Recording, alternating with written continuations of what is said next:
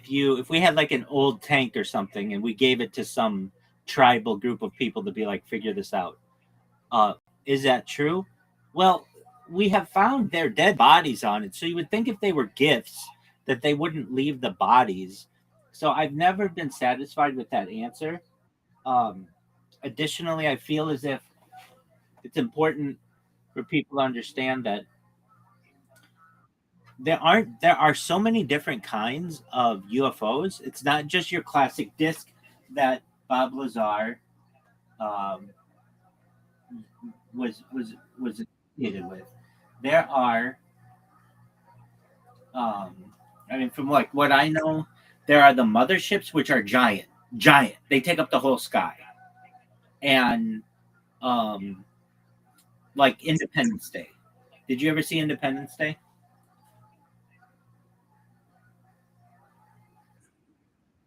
Yo, dog, am I just here talking to myself, jerking myself off raw? Are you listening?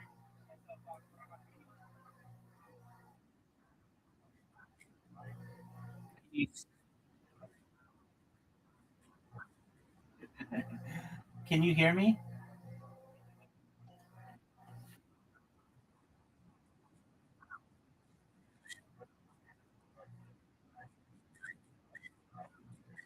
Okay, yeah. Did you see? Did you ever see? Um, did you ever see? Did you ever see Independence Day?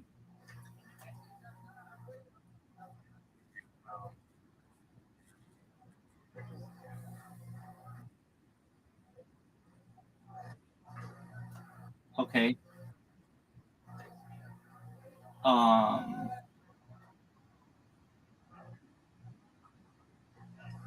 what's the difference?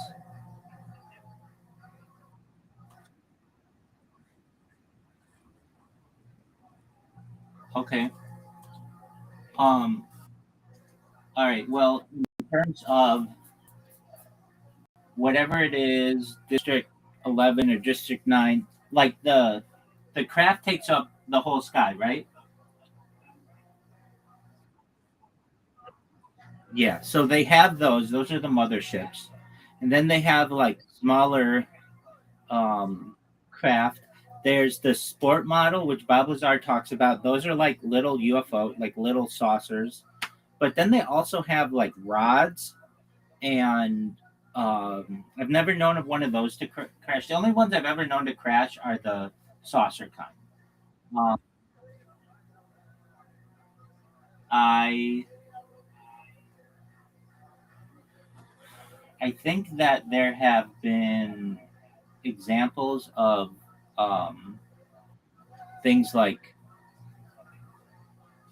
uh, they have orbs. I don't know if those are UFOs. Did I tell you about the orb that I saw? I'm sure I have.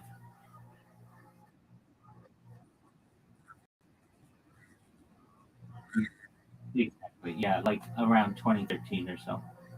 Not but not drone. It wasn't a drone. It was an orb, and it was really more aptly called a plasma ball. It looked like just a ball of plasma, and um, that's a real thing. And it felt intelligent. I can tell you that. Uh, and then what else? What other kinds do they have? Sometimes they like they have the submarine ones that are called USOs, um, unidentified submersible objects, which are really popular. There are some places that are more popular for these than others. Um, Off the coast here near Catalina Island, there's supposedly a base, a USO base, like an underwater secret base of USOs. And then also there's one. It's near what's called the tongue of the ocean, which is like near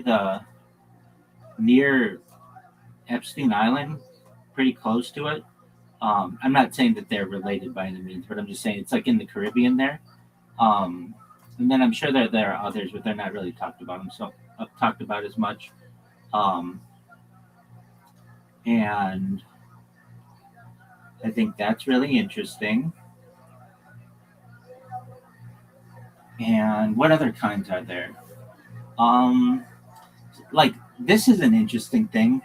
I've heard them described previously, and sometimes they have like portholes, like you would have on a ship. But it's like, why would you need windows if you're that smart? Like, right? I mean, that just seems like uh, it seems like you would not need windows, but apparently on some of these crafts they do, and then other ones don't. I've heard that they you can like shoot like a cannonball into them and nothing happens. That's kind of what Bob Lazar was talking about, and he'll talk about it um, in this Joe Rogan thing where like they tried to melt it, they couldn't. They take like a, it's called like an acetylene torch to it, like basically like a blowtorch to it. Nothing happens. Um, they would take uh, they would try to dent it with like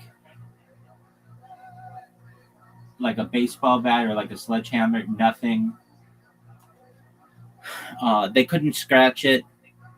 They couldn't burn it. They couldn't melt it. It's some kind of different kind of metal that humans don't really we don't to which we don't have access. So anyway, um, that's cool. Are you ready to watch?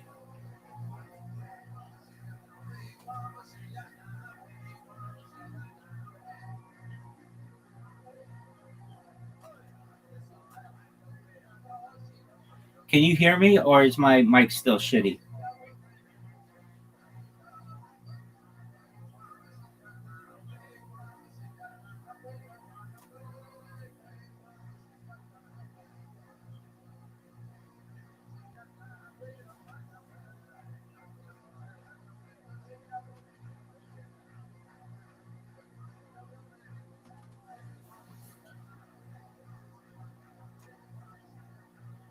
Riser.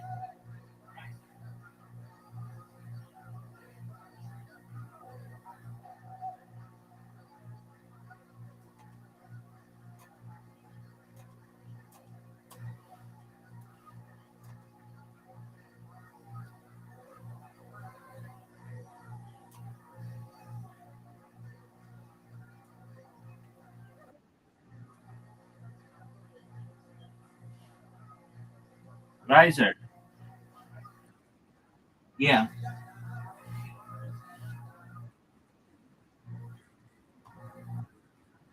No.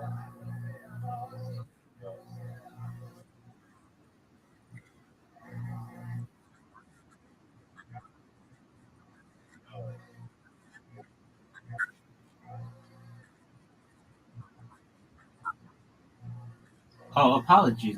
I thought it was. I thought it was longer than that.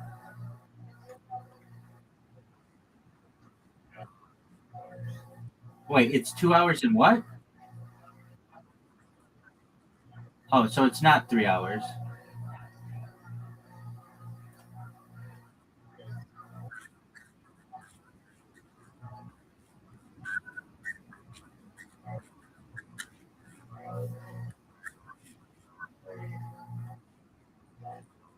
Maybe I'm stern on everything. Yeah, maybe his first one's 4 hours. I don't know.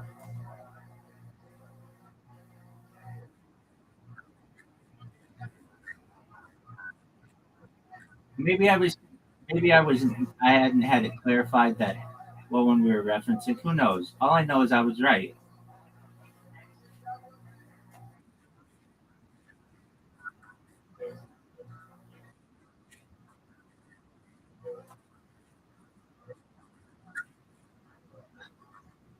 Well, if you watch it on 0.75 speed, maybe it is. And since I want to take in so much, maybe I slow it down. We didn't state that it had to be watched in one speed.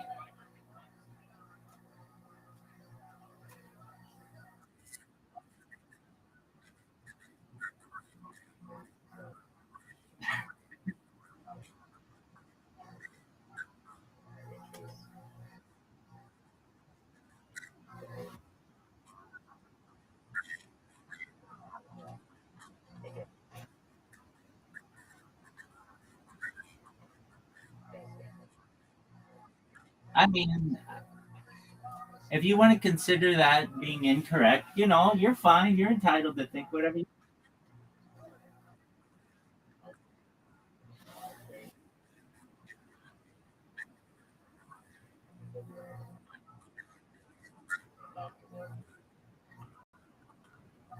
Perhaps. So you were talking though. What were you saying?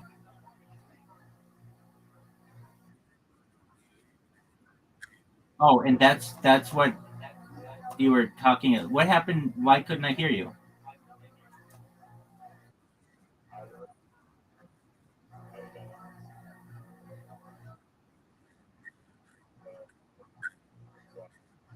Absolutely, my friend. Thank you for doing it.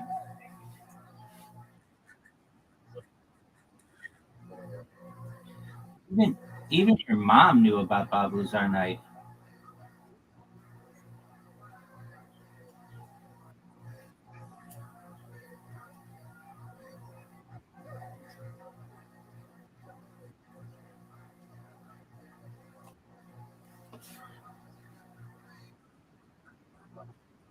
No, let's watch it on one.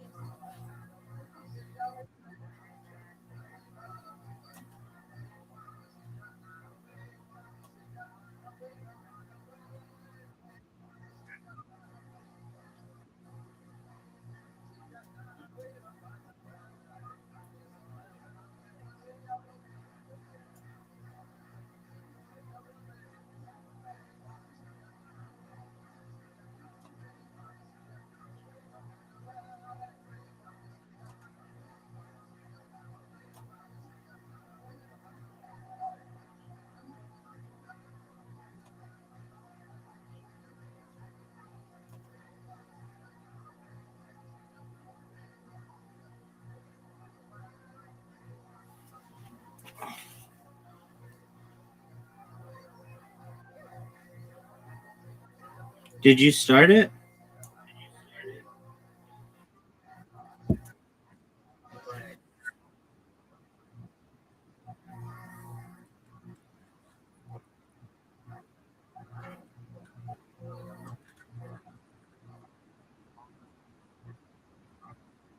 Yeah, but we gotta start it over, dog.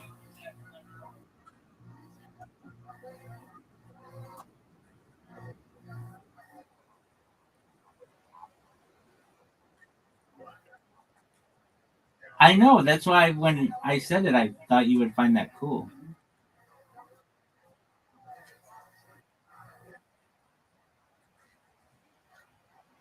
Yes, you could have. And I bet you could have done it faster because it took them like 4 years.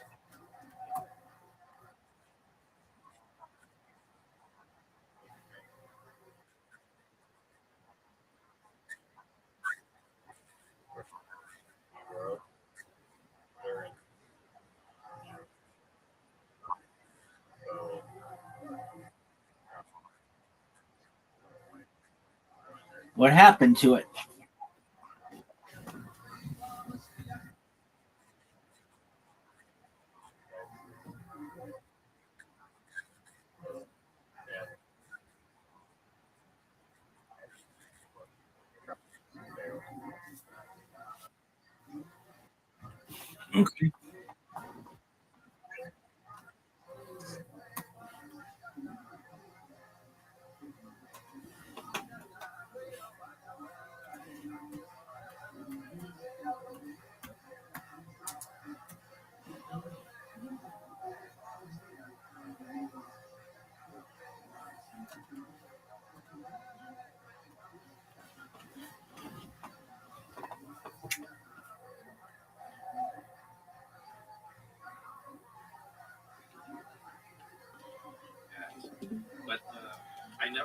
anybody after after the initial release of all this. It seems like if people are able to keep seeing it for this long, it's got to be very difficult to just put it down. But then you hold on to a sequel for 20, 30, 40 years. It's like, I guess these guys are lifers. I mean, they spend most of their time there. They spend at least 2 weeks at a time, and then take a week off. So they stayed in Vegas. I mean, these guys were hardcore. I had just come in as a project. So I don't know what happened to him. I'd love to know. I suspect that Dennis Mariani, my supervisor, died. I've seen people track him down, all the way to point speaking to his family, and they said, yeah, he had something last night out in the desert or something, which is gravestone and stuff. So, they were able to track him down. I've never heard of any leads on Barry or Renee. What is it like seeing the recreation of the film? Because, I mean, it essentially was your direction, for lack of a better word, your description of it, you telling them exactly how everything was laid out, and then once they recreated it, what is that feeling like when you watch it?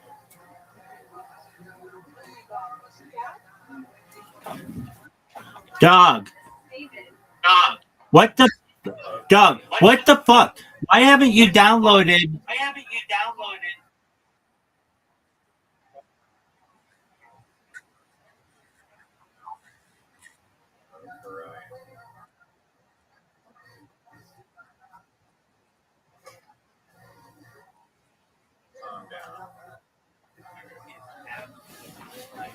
I just don't understand. I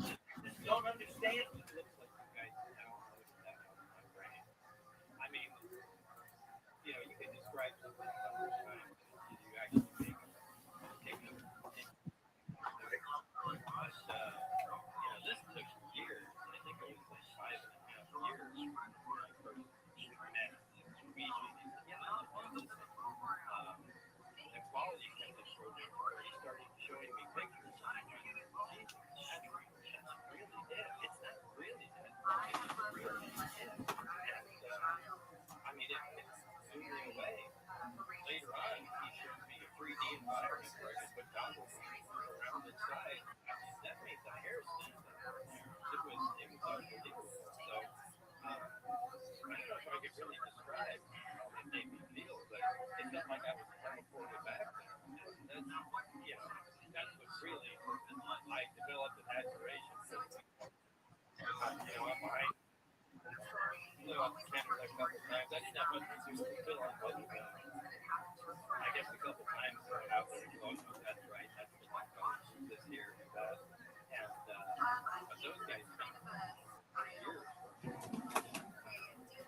but they never showed me anything. I speak to Luigi, a couple times a month, and he'd always say, "Oh my God, you won't believe this." I said, "Show me."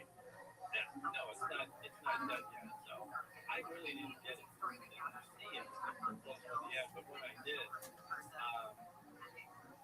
really without trying to talk about it, really put tears in my eyes. That's it. You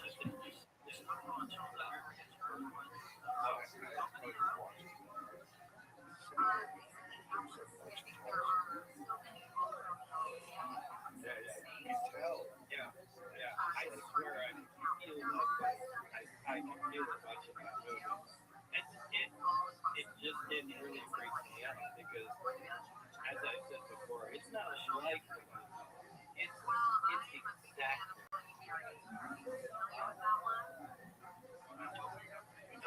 perfect. It's just like the video that I'm showing the camera. So it works. It's very watching trying to imagine what it's like for you, for this young scientist who gets brought in on this thing without much explanation and all of a sudden confronted by this crap. And the way it's broken down in film, to actually see and feel the presence of this thing for the first It's just, I can just watch it on the badge. It's so weird to watch it again and see your wheels spin. Yeah. What the fuck happened to my life, man? What did they do to me? What a big experience. Like, what the hell? Yeah. I really can't remember. I wanted to say that there was a time when Bob got angry at me a lot because I wouldn't show him. And he was like, come on, show me. And I said, it's not ready yet. I don't want to show you something. But at a certain point, we had to. And Bob started remembering more stuff. Yeah, that's true. And I think it made a big difference when he showed me some things and walking down the corridor. Oh, stop, wait, there's another door there. I mean, it was like I was going back in facility. And really brought, I mean, actually seeing it again, really brought good things back that I just forgot. It's really fascinating for people that don't understand. You carry the story, talk to George Martin. 88. So, late 80s, you essentially told the exact same story all these years. Then, the last 10 years, you started to get all these reports. The New York Times story, there was the Go Fast video, all the videos that show a craft moving the way you describe the scorecard. Which kind of freaks a lot of people out. The way it rotated. Yeah, the belly roll faces the bottom, it's exactly what you described. All those years, which is really fucking great. Well, that's it. It's just, it's crazy because I had this story way back then. Just make it up. This is bullshit. And when you see those videos from it's moving the exact same way you described. It's doing what you described. Yeah.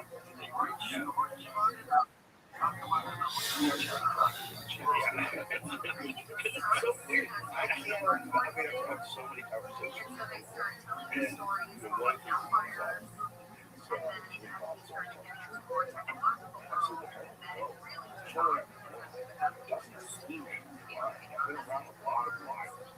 nobody can know unless you're there. I'm the biggest skeptic of all.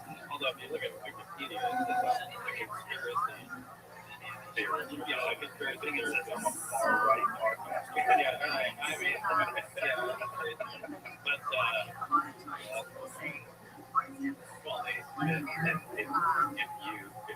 basically are you a conspiracy theory? No, I don't even look at it. Well, you've had, if you have a law, you have one law, it's the same one. Well, it's a pretty dangerous lie. It's also not normal. Normally, when people lie, they get bored with the same lie and they go to another lie. Some other story. You catch them. Eventually, you catch them. Maybe they think I'm good. It's the type of people that are that deceptive. It doesn't make sense. It doesn't fit the standard model. Well, there are other people involved. This is the first time Gene up finally done when I had the text like information. I'm one of the first person who told me about that. And, we're all able to go out and see it. Once everybody knew that I wasn't crazy, and then also all the combination of the gym didn't show up, and lock car doors, and trying to leave it there so you go out there and see it. You go to your house. Yeah, they were even following George and Abby. I mean, all of us, anybody that had anything to do with it at that time, they were demonizing it.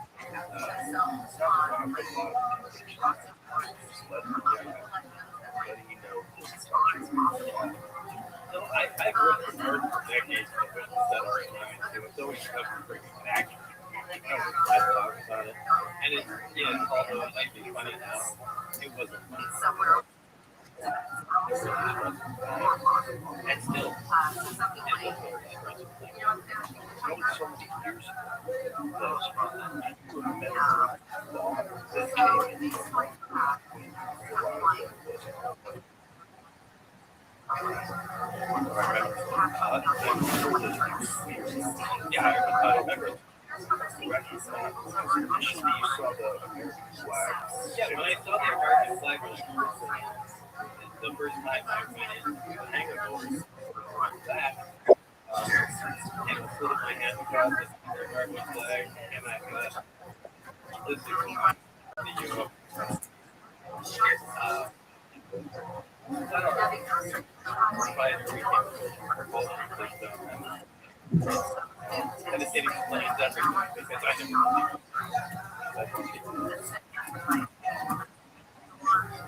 well, when they started doing everything, they were trying. I was trying to replace somebody. They were trying to replace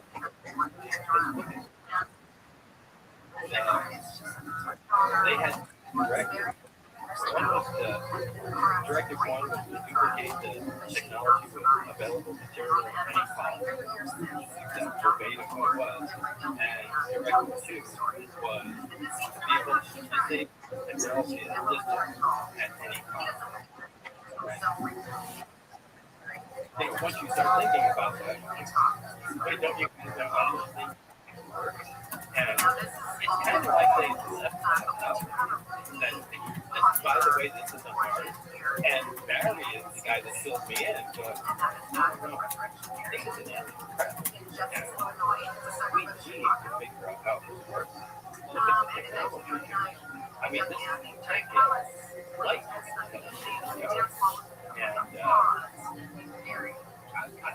And it was a shocking realization.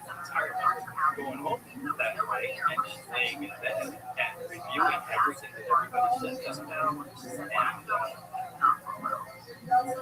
I mean, I remember how I felt the following days, but it was just a different, it was just a different feeling. The world just changed. Yeah. It was.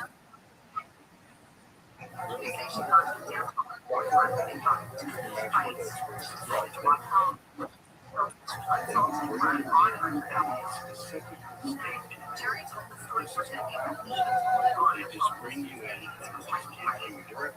This is what you were trying to talk about. Well, they give me a bunch of briefings. Everything is moving at a very fast pace. I don't know why. I think I mentioned the movie. Right prior to I got there, there were Russians involved. From what I can ascertain, there was information.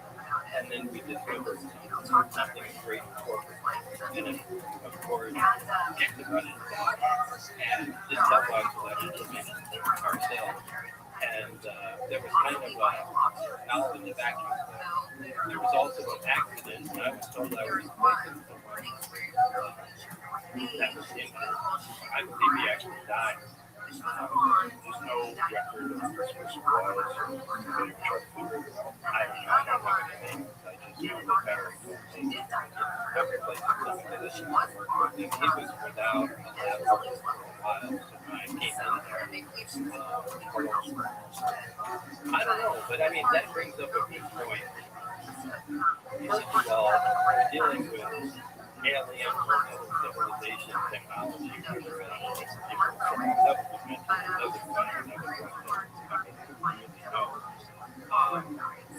so I'll eventually get to answer the question. Wouldn't you think this place would be more like receiving them or everything right? You can see it's sympathetic. Everything. There are people very careful with what they're doing, but this is in now something akin to an aircraft now. There's nothing. People are taking everything out of it. There's a freaking poster about the thing. There were your posters there.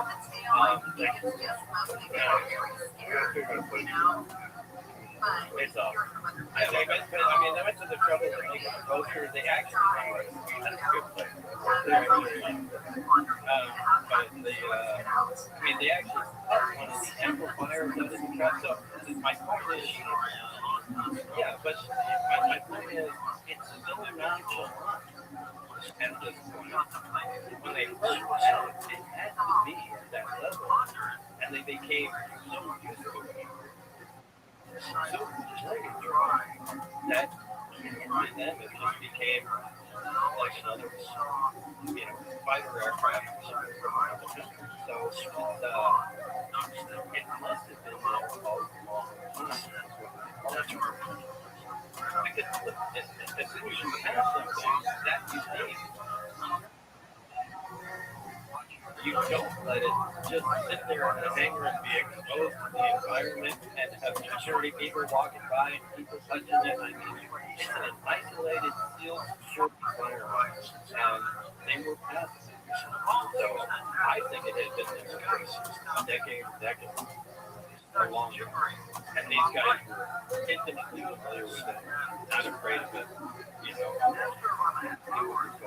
So they essentially got just completely happy with the fact that this craft exists, that it was there, and there is this revolution of progress as far as figuring it out, figuring out what it does, how to do it.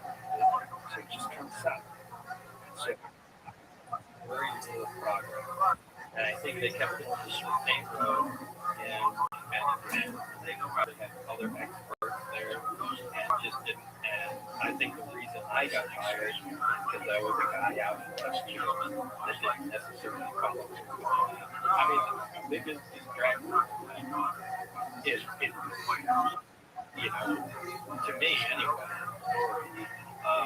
What other scientists, physicists, they're shy to me. Scientists have guys who say, yeah, probably are. But I think they hired Tony. Steve Rothschild. I think they were looking for somebody that just have some radical idea and just project forward. Because everything is stalled. And it was, I think they were just desperate to make some progress. One thing you talked about, that's really important, is that the only way we're trying to progress these various practices, you have to be able to share ideas, you have to be able to collaborate. That's not why this was fun, because it was so top secret. Everything is compartmentalized. The metallurgists were talking to motions people, were talking to were biologic experts, and everybody was talking super friendly. Because I think, I don't remember exactly where that started, but I think it started with the seed.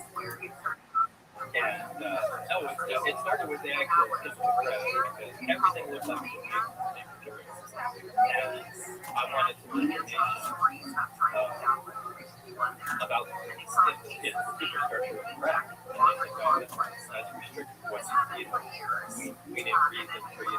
I just want to see if everything is exactly the same material. And what I call seeds in the craft, I still don't know if they're seeds, but they might be. I think it's more hilarious to say questions than else. But I wanted some information on those, and that was restricted information too. Other groups working on that. So they compartmentalized them so much. There was no exchange of information between any groups. I mean, you can submit a written response that your supervisor, like the attendants, would have to carry over. They would have to approve, and you get a 3-line response from the other group. But that's not how science works. Science works on this exchange of information, and they were just killed with security, and it was really frustrating. It was just so is this a function of security people that are concentrated top speed that don't truly understand how collaborative science works. Yeah, that's right there. Yeah, exactly. They have no idea how that works. Because it stands to reason that whatever that thing was made out of probably in some way interacts with the propulsion system and whatever controls that are in it, that this material has to be interconnected. Exactly. Exactly. And I suspect that the material is electric. Okay, you know, like a magnet, a permanent magnet, it's like, it's electric. Right. For everything, it's a magnet. It has a magnetic field. An electron is a material that has a permanent static. And I strongly suspect that practically that electron. And I was not this again as a material science class. I was not allowed to connect that to, but this most that's so important. You connecting the propulsion system and how the propulsion system interacts with the amplifier and the emitter. And I wasn't allowed, you know, the information I needed. So it was self-defeating. Well, it seems like things cheating like a fighter jet or a bike. Like in the automobile, you have the outer area, the shell of the car, and then the door, the skin, the hood, all that stuff, which is not the propulsion system, which is the engine, transmission, tires, but they're all not connected. They're connected, but they're both together and have different functions. I think the idea, the concept of this is, as I'm gathering from you, is that this thing called multistream is right? With no physical connection between the systems. And all of it made up of something. At least on the outside. At least on the outside. The whole thing is the same. And the other craft all have different. So that brings to mind, you know, like a GM plant that makes a car, it's every 350, makes it with a power. So that makes you think about what their factory, you know, tracing the mother off the direction, but I try to stick this in the technology.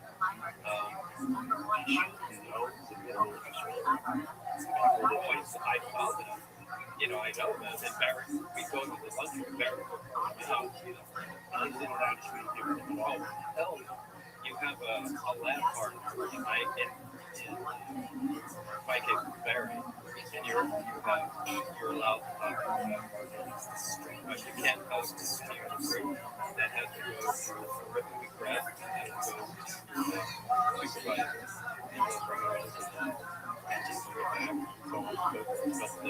But yeah, it's ridiculous. It slows down any progress. Which is why they're functional. Yeah.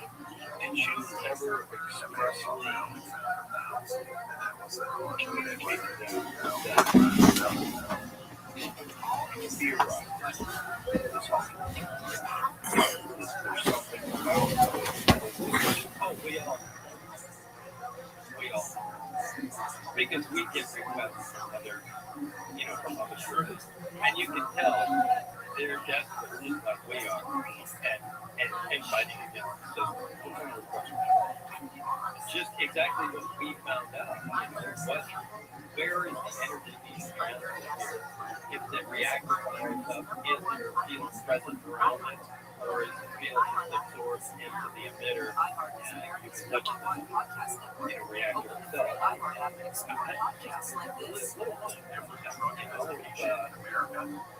And actually, that was an important thing.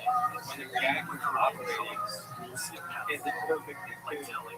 The emitter, where it sees all the energy that's in the reactor and pushes it out the bottom. The answer to that is no. I remember that was a specific request from one of the groups.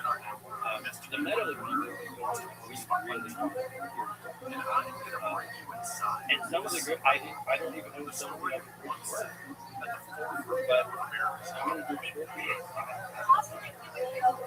There are only 22 people there totally. So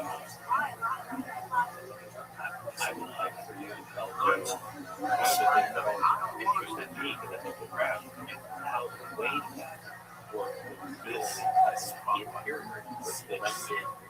If you can explain there, you'll tell us a lot of things. Well, this is why I was talking about the reactor.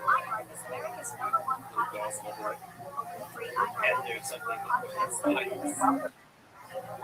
you can lift it up, take the reaction out, the reaction is lift it down.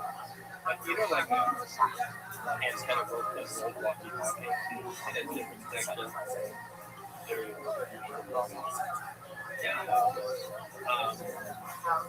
Yeah, you can retract the pipe, but there's no section, and it doesn't have any signal. It just becomes small. And if you look underneath, where the emitters hang down, they turn, and it doesn't buckle. It's a magical material. This is the basis of the craft. Really, the material is made of. It's amazing the way it works.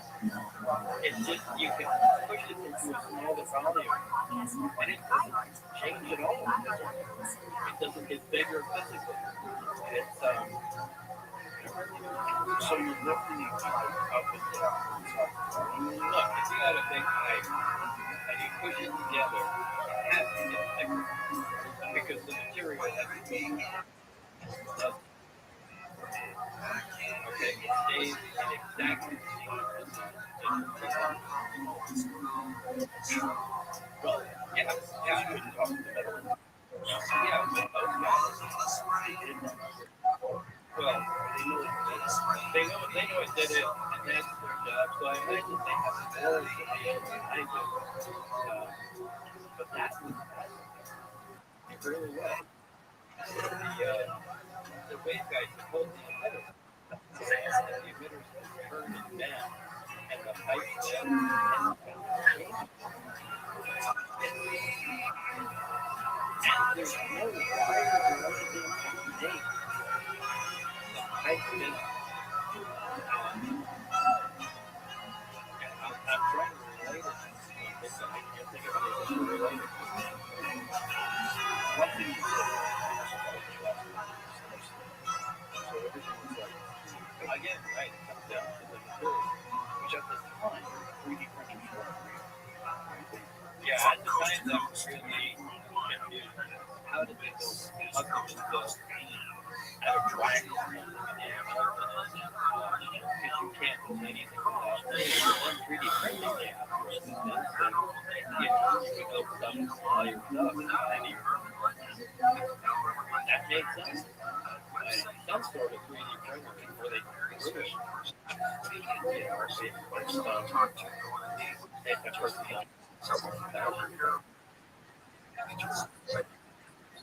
I don't know how that happened, but it was never getting different than anything. I don't even think it was something. So you never got any training or any understanding of what the metal was, what kind of powers, what pieces of those. All I can say is the soldiers tried to I can't say what the ceramics. I can say it was this is silicon. This is the design by Perry. How much stuff? Well, that's 100%. Yeah, it's got to have the first way to be less. So Luigi has gone over the ability to there's an instrument, right? Jimmy, show what it looks like and show what the image is.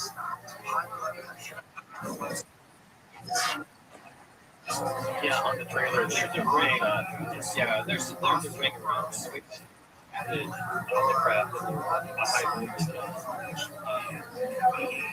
And above that ring It's not a good shot. Probably this is the original trailer. It's the new trailer that would actually, yeah, there. And you'll get to see it right there. Actually, right after this. It's actually before this. You're going to see the crowd. And if you see there's like a black, right, there's like a black line. It's the first ripple that piece of metal. Yeah, we call that the incident because below that there's a head motion on the ground all over the time, and above that there is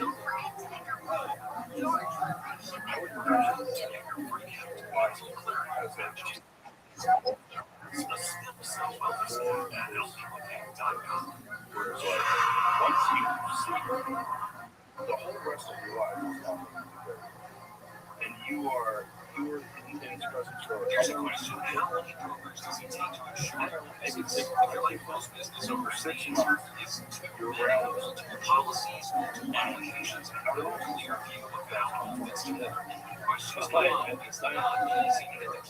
it's actually 3 changes that Insurance Act 19 before it was just like and then the average person was trying to visit, target right now you George Super shoes I know you like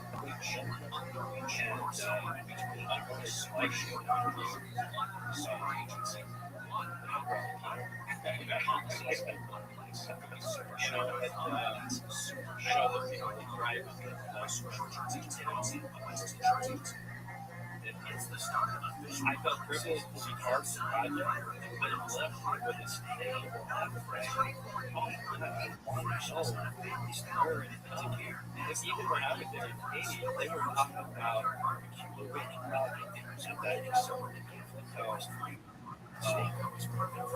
I really dying is it still there? Has it been done such days up and which would take place? Yeah, I remember Barry talking about maybe a South Pacific project or something, but they said the expenses were so great they could do that if they wanted to wait for everybody. And they hated the fact that it was right along the time bad. But that's the best place for me to but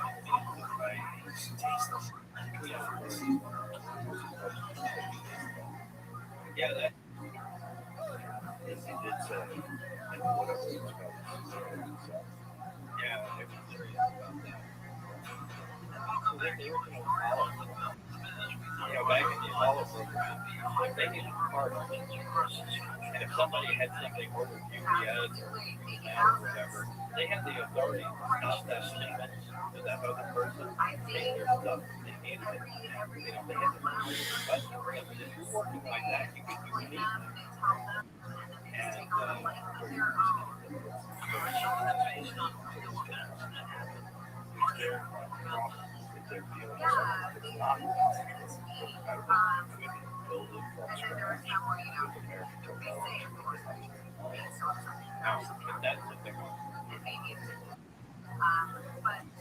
And really thinking about that, I'm not sure.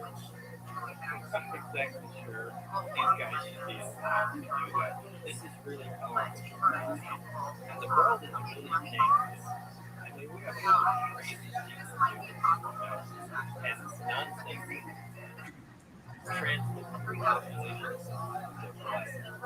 And, I don't know, this would be a very powerful world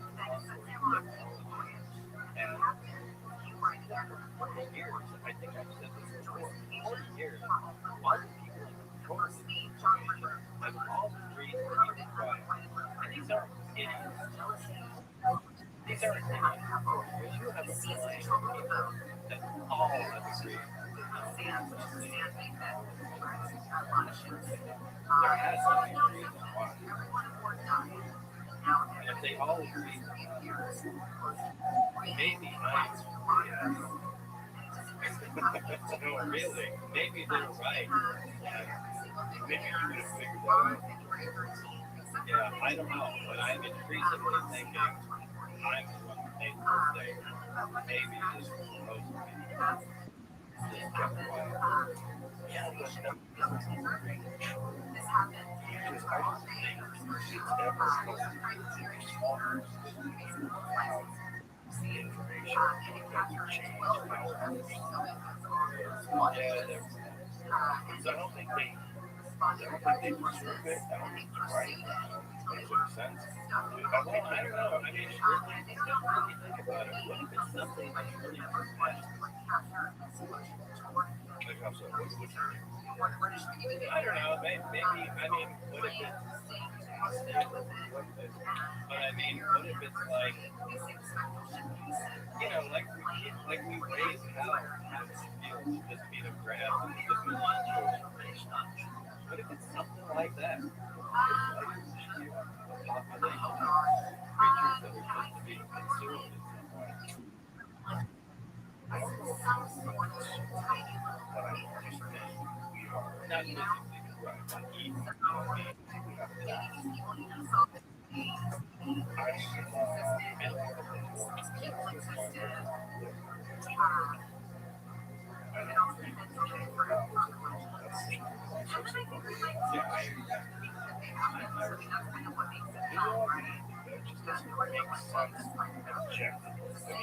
Without seeing or some of the guys we just reviewed, I just look at all the other biology on Earth.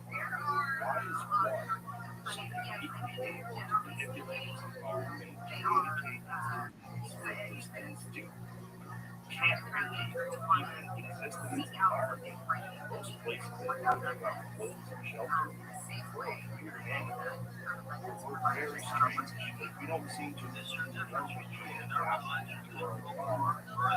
way we control our air conditioning, electricity, electronics, light and travel. We're soaring beyond everything that's involved. Every animal, predator or prey, plant eater or meat eater, all seems to cohesively exist inside of this ecosystem. And then you have us, just like, almost like an invasive species. Like invasive species destroy ecosystems because they don't belong in them. Well, that's kind of what we do. Like we suck all the fish out of the ocean, pollute the rivers with our technology, mess up underground water systems with climate change. We're like an invasive species in a lot of ways.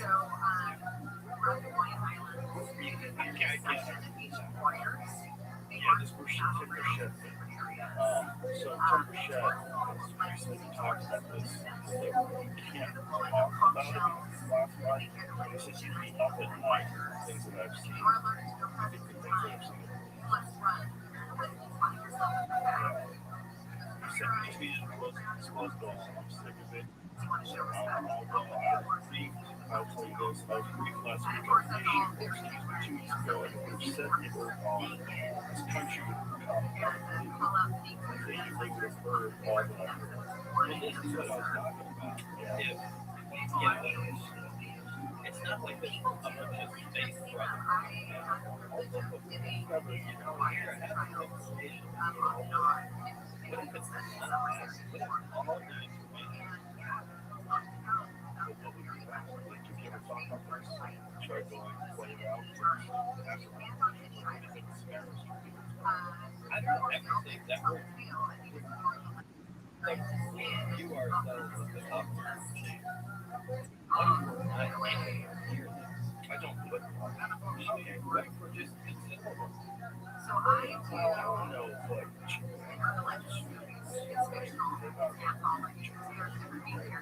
Oh, but there's, I would consider substantial numbers that we are. Right. Like, my good friend and I down there, we had a I mean, he used to come over and tell us that,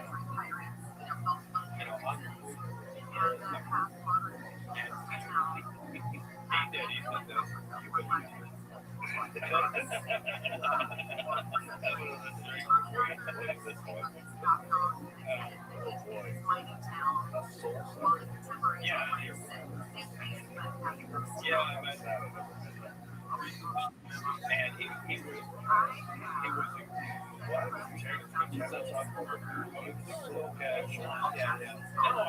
Give me pictures of these nice antennas on the moon.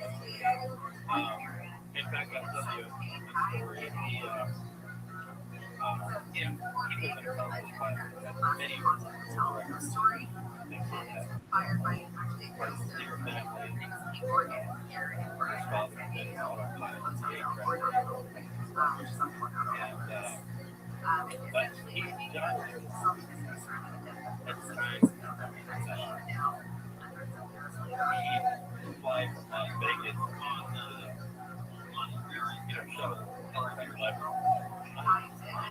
back and forth, and he'd say, be kind of lonely. Hey, you want to go to Minneapolis tonight? He comes like 9 o'clock at night, and say, well, no, he said, just put on a suit and, come to so-and-so, and I go there, pick her up, and, everybody, especially in the NBA, great, get on the plane and just act like chicken. Go on there, and I sit on that nickel down and jump behind the plane, and there, and everybody. Can you hear me? Can you hear me? And Can you pause it for a second? So he's talking about a former CIA pilot named John Lear. Can you hear him talk about that? Okay, so of anyone in the Bob Lazar universe, John Lear died a few years ago, but John Lear and I had correspondence. So I was just absolutely enthralled by this story from like 2008 to 2011 or so. And one day, it was on my MacBook, and I just thought, so basically, John Lear had, or pardon me, Bob Lazar had two friends at this time, Gene Huff and John Lear. And John Lear would talk about all this wild stuff, whether it's true or not, I'm not sure. And Gene Huff was more grounded.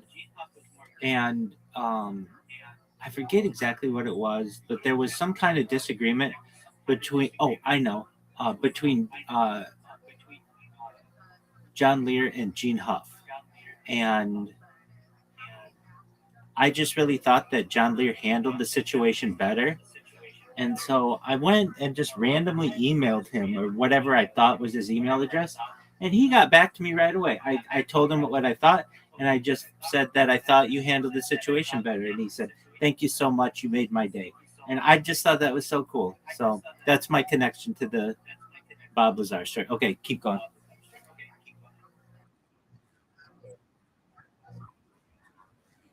I didn't guess his email right. I looked it up. Um, he had like like back in the day or something. Like he had posted it somewhere, and it was on some forum, and so I knew it was the right one. I knew it wasn't just a random. Oh, I know what it was. There was this whole email chain between these two guys, and so I just took the email chain email and sent it to him. That's how it was.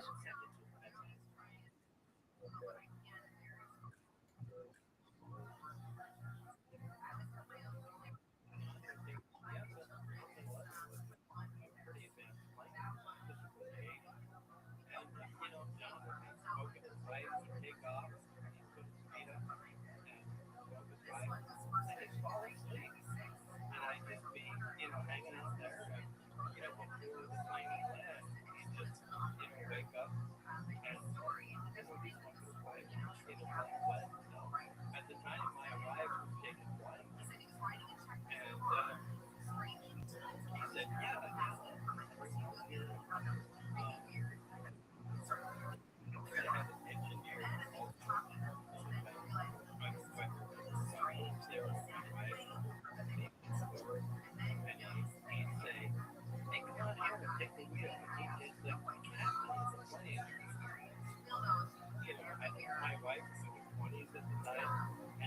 down and say, yeah, keep working, and he just let her fly the plane, which is insane. And looked over, and I remember looking over, and I think the engineer was engaged, and he just put his head down and pretended like nothing was happening. And that was just one time. Another time, he was fun, and you're hearing and there was going by Lago, living in New Mexico, and they called him and told him he wasn't getting paid, that the company defaulted. And we come back from Mexico and landed in Roswell. Just took the plane and landed in Roswell Airport. The whole 7-Eleven got out, walked up to a bus station, gave me a call, the payphone, said, hey Bob, I'm coming over. Okay, you're in New Mexico? Yeah. And he drove up, taxi to drop me off at the house. He walked in, and he went, oh, and he just lay down on the couch, where the sleep was. What are you doing, Arizona? I just got home, But I mean, that there was just like he was a great friend to have, but he had no full-time. If he had a retired general come up and give him ultimate information, or if he had a psychic the neighborhood and give him all kinds of information, he put him in the same category, and so he really did have useful information that was difficult to get, but it was mixed up with more. And sometimes he would just really lean into that concept. Like he was convinced that the sun wasn't hot and that he was living inside. And I used to die laughing. I went, you were excuse me. I said, you can't prove it's hot. Yes, I can. Just go outside, on a hot day, and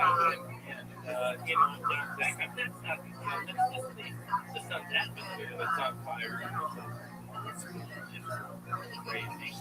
But we got along, and I thought it was crazy. But the thing is, a lot of people did come to him and give him good information. That's the thing. That's the thing about some people. Some people will tell you nonsense and they'll tell you truth. And it's difficult to accept that truth that also comes from people who say nonsense. Right. And just because they've said something that's nonsense doesn't mean necessarily that this thing they're saying is not true. There's other things. And you've got to be able to discern.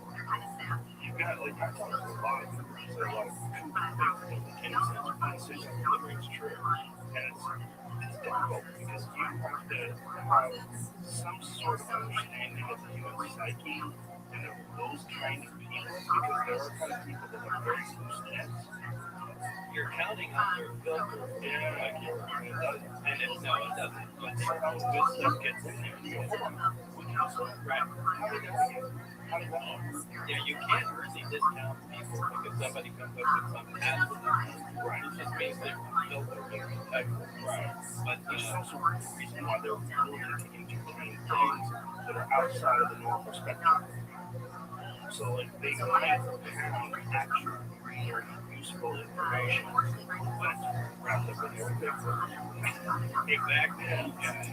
So the soul catcher. Oh, then yeah, that's the soul catcher. I remember him sitting in. I think he was more in the 5 ways because I walked in and he said, "Yeah, well, you're the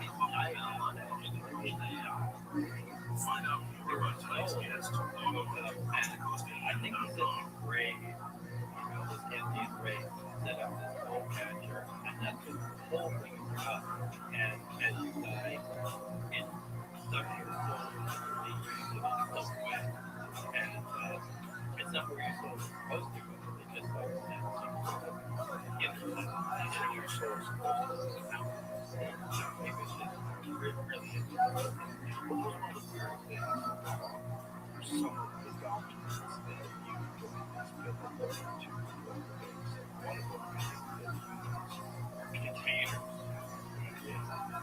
Yeah, and there's the like the conclusion so whatever that you would think.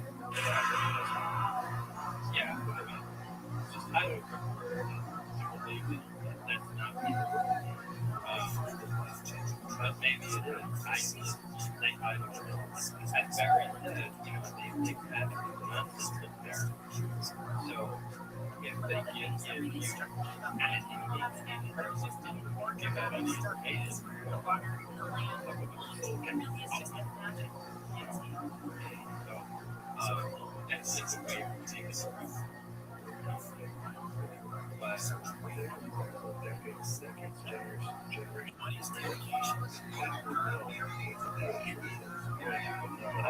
I mean, there must be, yes, must be. And really helpful I would assume there has to be.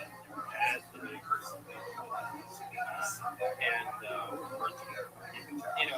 to me, we think, I don't know about U.S.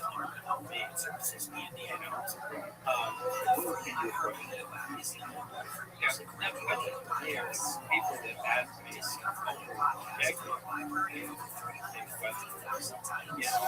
why is the Navy everything Navy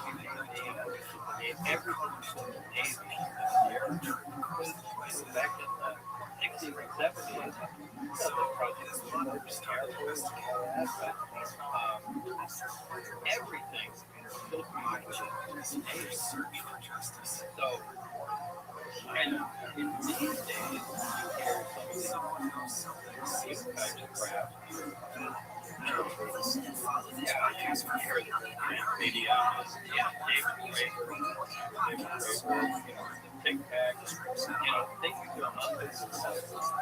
And, supposedly the crowd was an archaeological truck up with it. And that is possible for success. So, what is I mean, it's by far biggest media. I mean, if you Pardon me.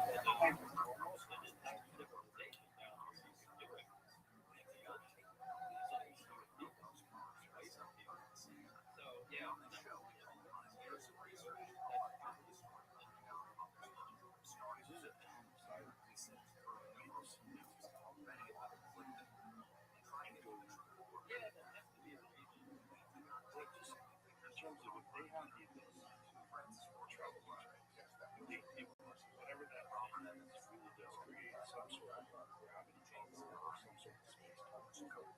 Yeah, but maybe it's like the thing that always fascinates me about particularly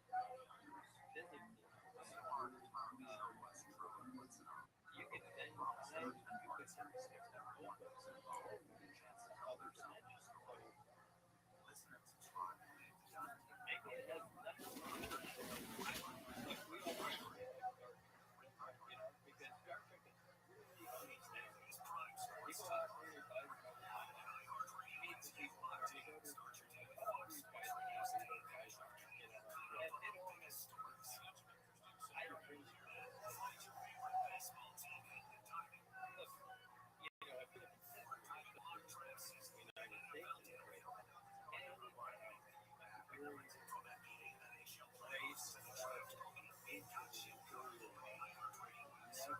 seem to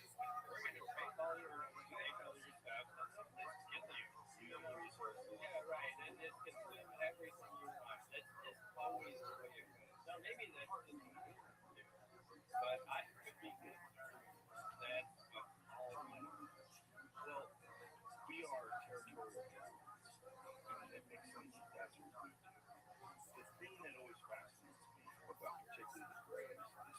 generalists. hustle it all, and they seem to have enormous ends. And the stories, the anecdotal accounts of people having communication with these creatures is that they communicate in some way telepathically. If you transcend all of our weird biological needs, like all the things that are attached to being human, ego, lust, greed, desire to conquer, desire to control resources, all those things are territorial primal instincts. And one of the conversations that I initially with Theo, we were talking about what's happening to people's bodies is that people are slowly, we're consuming microplastics, phthalates, and those things that are reducing our reproductive systems, our testosterone is dropping, all this stuff like leads you to say, well, where does this go ultimately? Like, well, how many more people are autistic now than were before? It's 1 out of 12 boys in childhood. It used to be 1 out of 10,000 just a few decades ago. We're moving in this very weird direction without us recognizing it. 1 out of 12 boys in California are diagnosed autistic now. But do you think that might be the way they're diagnosed? No, no, I think it's exposure. I think it's exposure to chemicals, vaccines, environmental toxins. You think that's the reason? It's not just me. There's tons of studies with a lot of more studies too. I mean, if that's accurate, Well, it can't be just diagnosed because I mean, I know so many people that have grown up with autistic kids. Right? well, I mean, back in the 60s, 70s, there were no kids with ADHD. Kids that were like it didn't have it. Yeah, I think also, I don't think ADHD is a real diagnosis. I think it's a real excuse to give people medication. ADHD is essentially a superpower. What ADHD is allows you to concentrate on things that you really enjoy, but you cannot concentrate on things. I think I have this. And I'm very fortunate that I'm diagnosed and medicated for autism more in the right time. I agree with that. Because it's very unusual. I can, if I find a thing that I like, I can walk in and concentrate on 12, 14 hours, no sleep, no food. All I need is like water or coffee, and I'm locked in. I thought she was happier. Yeah. No, I think with ADHD is you're taking kids, you're putting them in a completely unnatural environment, you're making them sit down. They don't want to sit down. They're very active and energetic. You're making them study things by very unenthusiastic teachers. They don't want to pay attention. They're fucking off in class because they're completely bored. And then you're saying that kid's got a problem. You have to diagnose them. And then what do you give them? You give them Adderall. And also wine. Because they're on fucking speed. And I just think, Yeah, but if you focus in and let them do what they're into, you then watch them play it for 7 hours. Because that's what happens. Because that's something that they're actually engaged in. It's not that they can't be focused on anything. They just don't focus on things they enjoy. And we want to turn people into nice little factory workers. And the only way to do that is you got to get a kid to drive. You got to get a kid to pay attention. Follow the rules. Yeah. I don't believe that ADHD is a real thing. I just think there's some people that are wired differently and they should pursue different things in life. There isn't too bad argument. And autism is, especially when it happens, like almost directly after multiple vaccinations. There's a lot of things to, particularly the MMR vaccines. There's quite a few. When you look at the schedule of vaccines, how it ramps up, it completely correlates to the ramping up of the diagnosis of autism. Captain's version is getting into some anti-vaccine conversation. wait, you just What I'm saying is that ultimately the human race is moving to a very weird place. So I had a conversation with Shannon Swan, who is, she studies environmental endostructures. So various toxins, phthalates, microplastics, plasticizers that are really disruptive to people's endocrine system. From the introduction of these petrochemical products in the 60s, you see a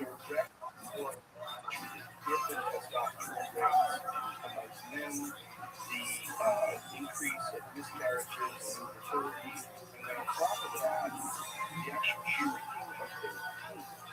So one of the ways they find out the difference between mammals, some mammals, when you see a child, a baby mammal, the difference between a male is easily recognized by the size of the gap between their anal hole, But that gets to be more it's like, no, it makes no sense. because when they've done studies where they use phthalates, particularly phthalates, and they introduce them specifically purposely into certain animals with growth disease, mutation traits in the penis and their studies on alligators. So alligators, when they look in these rivers, they're small. And she talked about this. All of these are endocrine disruptors that are in the environment that are doing this that reduces fertility and it changes the way the human biology functions. It makes men more feminine, it makes women less person. Well, ultimately, what she really is really with they look like they have no gender because there's no sex. That might be where biology needs to go to transcend away from our territorial primate biology. Our territorial primate biology is war, violence, Right, and we think that the plates are today. And it may not be. It may be completely non-beneficial to all life forms, and we have to transcend it. And we are transcending it whether we like it or not. What I'm saying is, I don't know if it's a bug. I think it might be a feature in evolution. That our insistence on using plastics and technologies and all of these different environmental toxins that we use to produce energy and all of the goods and services that we need, and also are disrupting our ecosystem and changing us from being these hulking, hair-covered cavemen to being these very small, like autistic men that can fucking code 24 hours a day without sleep. It seems like if you extrapolate and you naturally take that question and hold skinny things, muscles and giant my thing also, and I do agree. what I find kind of really concerning is how fast that for sure changes. So it's the question of like, is this actually it's probably the same. It's moving so incredibly fast. If I look at my father's generation, and the next generation, I mean, it's similar right now.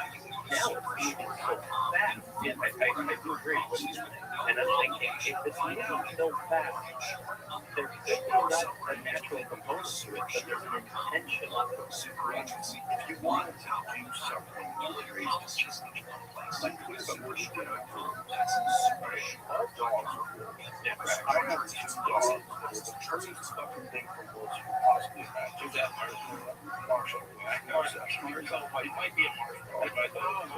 Marshall is a golden retriever, the sweetest dog of all time. And I have another dog named Charlie, who's a King Charles Cavalier Spaniel, who's even bigger from a wolf than he is. He's just a cute little, fuzzy little sweetheart. They have no killer instincts whatsoever. But what happened? He softened them to the point where there was something compatible with our household, sandwiches, babies. We made them safe. And that's how it makes people. It's how many people, whether we like it or not, we can attribute it to all these different factors. Oh, it's fun up here. These things are environment. This is what's going around. Or maybe you just look at the overall picture. There seems to be an insatiable desire for innovation and technology. If you look at us from afar, we're part of the human race. You just study us. What does this species do? It makes better things. Makes better things all the time. Constantly. You know, I look at how the iPhone 16, it's not good. iPhone 7 is better.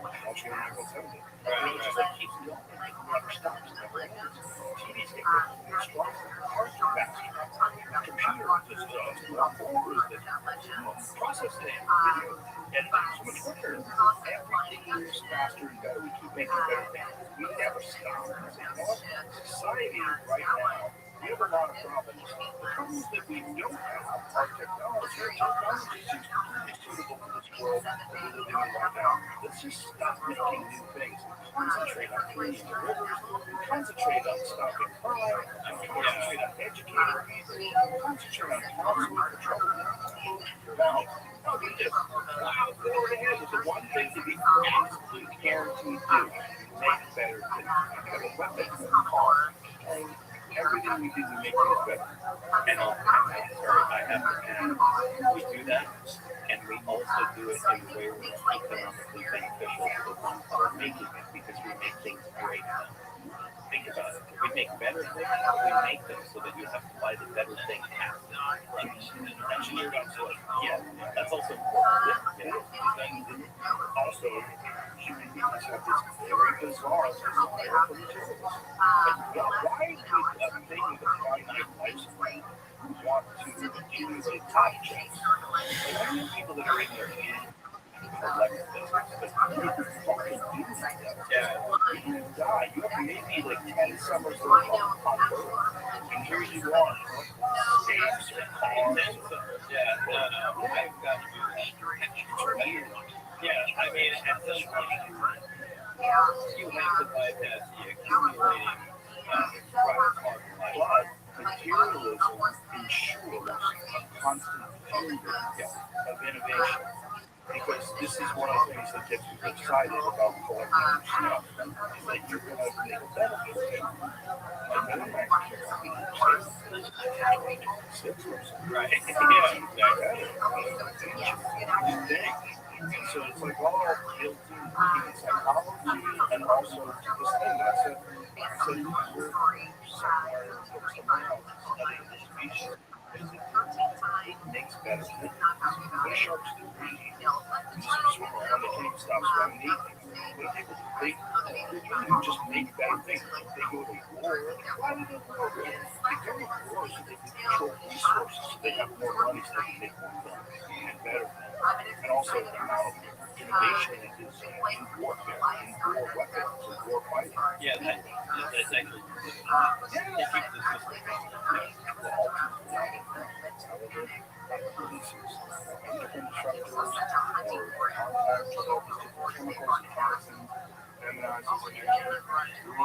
Reproductive systems to the point where ultimately we say, oh, for the survival of the race, we're going to have to figure out how to reproduce non-biological.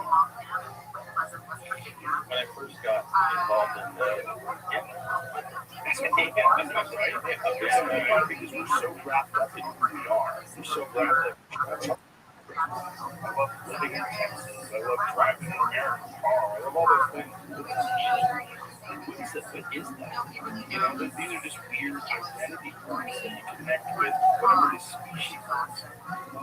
But if you just have a love for you, and just being looked down. yeah, that's how far we go and how fast we're going. And now with AI, I think we're going way faster than we can understand. Because we Claude, they think that the Claude AI engineers, they conception already. Just doesn't have a vision about it. Look, AI isn't a chaos. Everybody agrees on that. There's no way. I think it's going to prevent us from breathing. It's going to let us down. It's going to kill us, and I'm going to mainly go with it. It like mates. As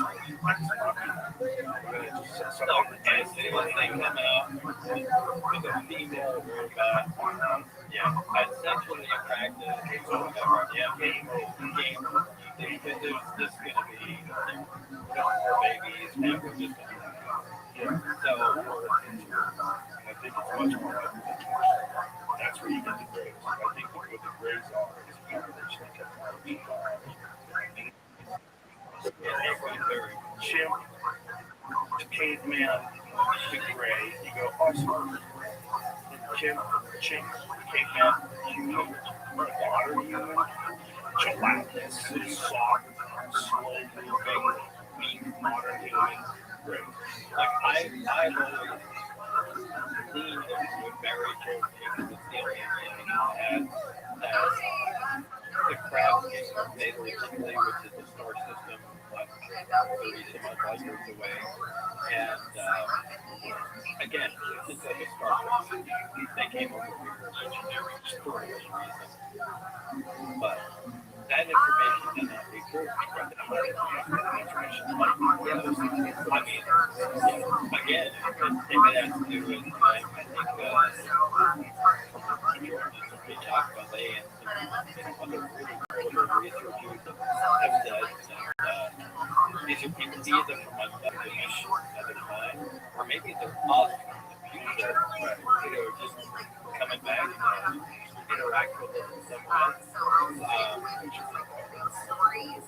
Yeah, but it doesn't seem like they're doing a good job. Well, maybe fucking things up somewhere is also part of it. Maybe that actually has to take place. I mean, holy cow, look at the way things are going right now. Holy cow, things are totally off. Well, maybe that part, maybe part of it is like it has to get so violent that it's fuck that way. So you start to need to change it and implement AI as well. That's Exactly. This is dangerous. This is dangerous as look, I'm wrong now. No, it's not wrong. I'm wrong saying okay, but they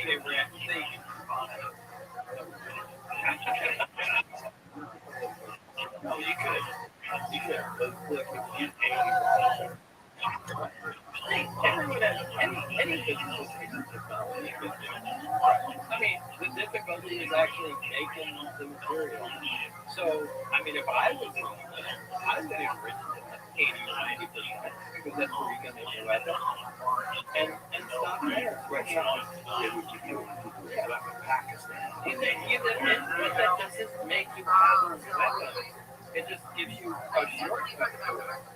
And taking a weapon from there and being able to deliver a weapon, to 4,000 miles away, good luck with that. That's a big deal. So, then they don't need to enrich your name with right. They can, It's not even the we can make their own. Why would you do that? Would you rather make your own car or just somebody give it to you? Why would you do that? You got a buddy that'll just give you it. You can always do that. No, you can always do that. You can always do that. I don't think they were ever going to, they're going to act now because we're as everyone learned, you have to have nuclear weapons now. This is a really bad situation. Oh, it's a horrible situation. But my point is, why is this situation the situation taking place? Jesus, as human beings suck. Right? We suck in how we interact with each other. We suck because we're territorial primates with weapons of the Can't wait this to all that is the way to stop that from ever happening. Well, why? That catastrophe. We offer a solution to that catastrophe. What's the best solution? We have something far smarter that will take over the freight resources and build it. This is colossal.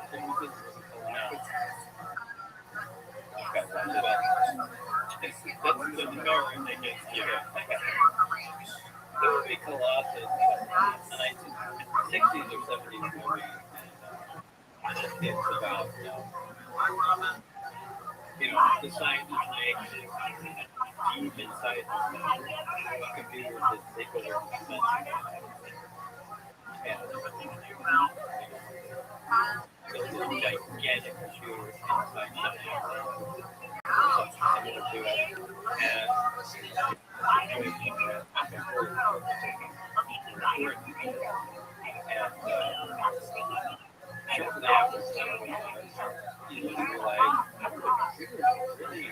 performing better than we expected. And as it turns out, Russia has done the same thing. And they communicate together. And, they start communicating, and it goes, well, that might be given our secrets, they better cut the communication. And the computers freak out,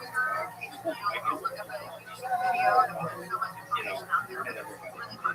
It's the longest weapons, and, essentially holds everybody hostage, but, kind of like a trap. It's kind of like a trap. Yeah, it is that way. It's exactly a trap. Well, simulated war games. Oh, they 98% of the time. Yeah. I mean, because crazy. I would say, because, look, the goal is to win, and they don't present you the scenario, and they go, okay, let's go. And, why couldn't you pick that? You're going to start with slapping them in the face? No, I think better to just bond them over and slap in the face. It's over with. You get the result there. So, And you think about what happens if you look at the level of involvement, the mass destruction, it looks like instead of thousands of missiles and bombs, it's like one individual, which I can manage to do this. This is a lot of conversation that you were privy to where they discussed, because one of the things that does come out over the discussion is these crafts that show up at these military bases and shut down all the immune systems. no, I agree. Most of the UFO stuff, I just love that. That's so fascinating. The most prominent figure that only comes from yeah, I really only like to talk about what I know about, and I've listened to stories that I've never heard officially real. what's one thing that makes you most proud? I guess, Yes, she does. Me. Because when people are like way too into it, they want to believe too much. I don't like it. Do you know these people? Yeah, that is. So, Yeah, they were the first time. To me, they're. I don't go for it because for me, I look them up, and people say, "Do you believe them?" And I'm kind of inclined to believe them because look, in the 1960s, right, where they're from, the last thing you want to do is be recognized as a mixed race couple, right? Holy cow, they would hate you. A black person and a white person that were, in any kind of relationship. But, they did that. Yeah. And actually, I have a connection yet because Barry said they're from the Zeta Reticuli star system, and Betty Hill drew a map of the Zeta Reticuli star system, but this is part of their roots. Wait, did you know that?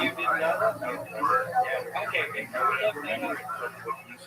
Okay, but if you look up and Betty and Carnegie Hill, she said, I think, I know I can never get this stuff right. They showed her a map and they said, well, this is a map. She wanted to know why.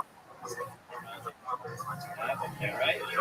And they said, do you understand this? And she said, no. And they said, well, why should we tell you anymore? And, maybe something like that, but they showed her this song, and she obviously, look at that, she's Betty Hill describes it now.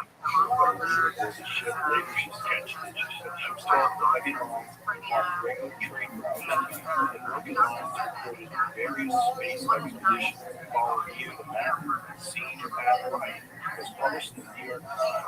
Mrs. Hill, struck by the similarity between the Thomas map and her sketch, then added the corresponding names. and it ended up being light binary star, which was really interesting. And I remember when I first heard about Bob's story back in 1989, and he said other people like, I remember thinking, wow, that's what Eddie Hill said. So that made me also question, is that real in that document?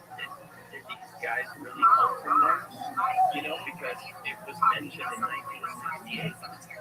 So why would the government, the U.S. Navy, write that in there that would correlate to something that we already kind of knew? I think that was purposeful disinformation to disinform them. I think Why? Maybe it's true.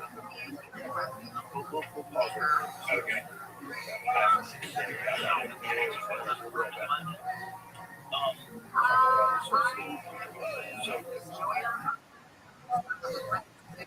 So many different crafts, so many different things. I did species with one thing more advanced sequence.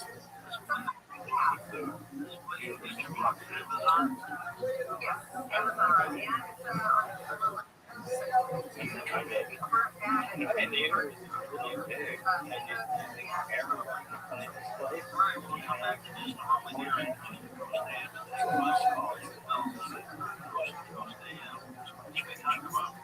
The Coast website is ultimately optimized for mobile devices. If you're a Coast insider, you can listen to live and past shows right on your phone. Just visit coastam.com on your iPhone or Android browser. There's probably stages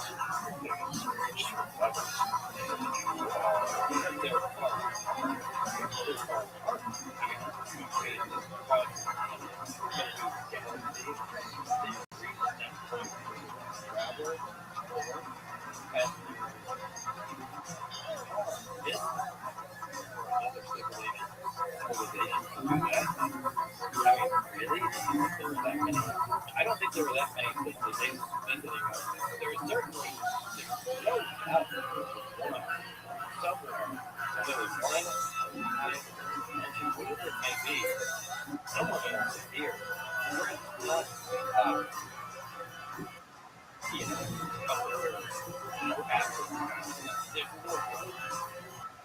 well, I think if you got technology that say, let's say the razor blade why would we assume it's not stable? Why would we assume the technology gets to the point where not only are they far more advanced than that, but they also like do that? well, if you want to view the universe as like next week, then there's somebody about it, and there's somebody about that, and there's somebody about that, and it's never I was watching this lecture, it was when we was talking about quantum mechanics. She was talking about maybe our understanding of space and distance between the seasons is limited by what our current technology is and our current understanding of what space and time actually are. And what she was saying, she was saying that there might not be, we might at one point in time, given enough time, thousands of years, be able to influence the travel. And that just how quantum, like subatomic particles are kind of restrained, right? We don't totally understand unit particles, the action that it does next, right? Right. That we might eventually get to a point where that's how travel works. That's instantaneous travel. I think we just have hints. Look, everything, we look at Maxwell's equation, things like that, but we base all electromagnetic, static, actions on and how they relate to time, and how they relate to things in our universe. But that may be nothing. There may be this level of physics that we're unfamiliar with that these craft people with observation just utilize.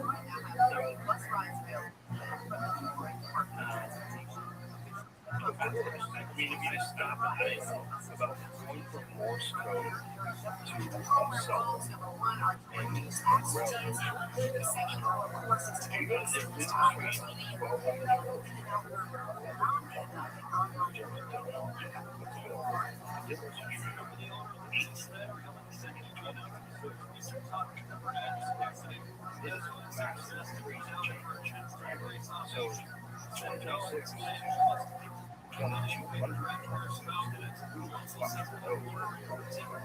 especially sentient AI,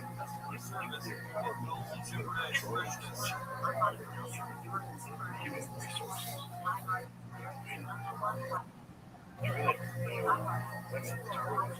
Scale out 1,000, scale out 2,000. We really can't scale up. Because even in 100 years, it's way more incredible. Also, it's exponential. Right. That's why we can't scale up. I think it's exponential now. AI generates better versions. So, what's happening to ChatGPT 5? Essentially, the chat.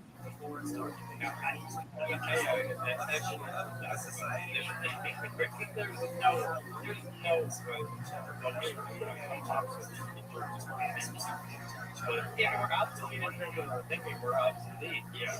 I mean, all AI needs is him, right?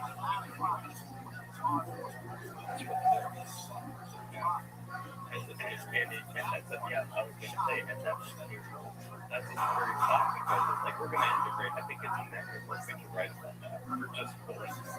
It's not like even if you and I are not gonna actually do it, somebody will. It's gonna integrate because other people will. It's gonna happen. But it's still the same right now. There's still the same. Sort of weird problems.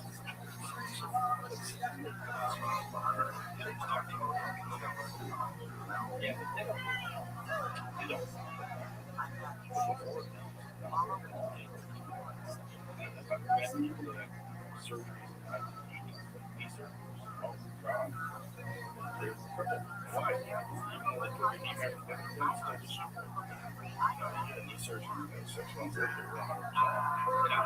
love it. So, one thing I want to talk about is the actual generate this thing that works on this large radiation. How did you guys figure out what the function of it was and what it did? So when you're first introduced to this crowd and you see this dome that reacts reactor hovering this thing that's generating this power, what was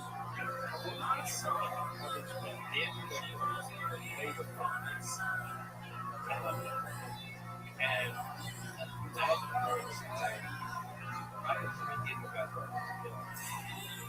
So, state service has been established. And at some point, they decided to take that out.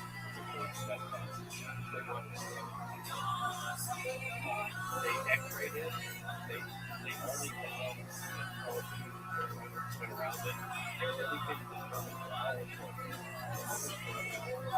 So, at some point, it's very dangerous.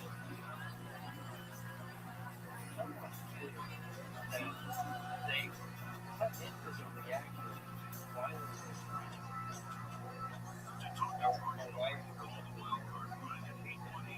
And this reactor, the first time caller, that is it. 501-4721 to talk toll free for West Rockies.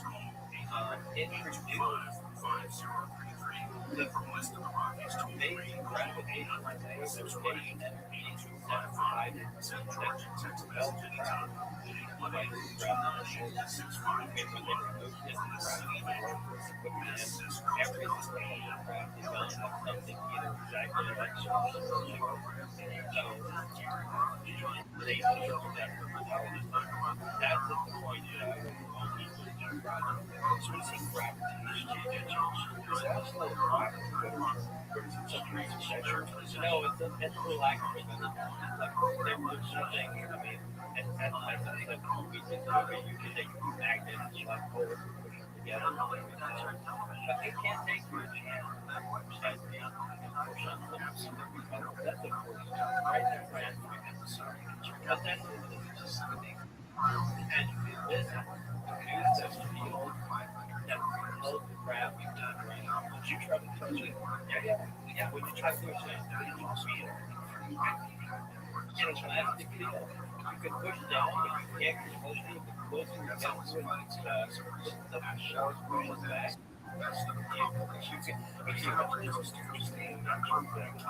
I mean, I would say about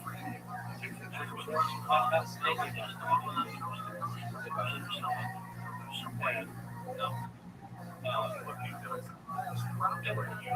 at some point you can push back on the shot. But the important thing is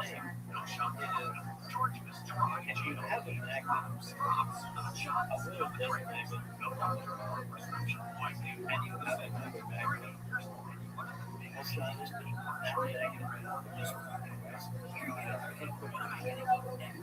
that magnet, all of the crash, it reacts. This means you have to be fine to react with it.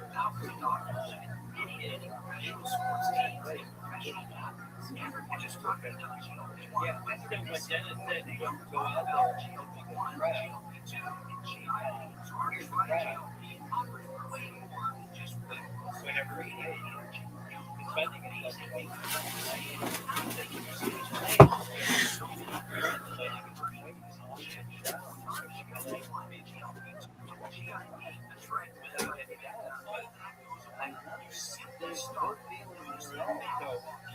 it's not translating its weight or its ground and moving off the ground. It's just handling it off the weight. So you have it in this triangle shape. Rather than trying to shape coin, does it lace like this? I'm trying to only work like that. It works like a stack of this. This has to be covered with just triangle. Did they say snake cups, or did they say it was ornamental? Well, So they were duplicating it. Did they have more of it? yeah, quite a bit of it. So either they want the other craft, other reactors that they remove. Yeah.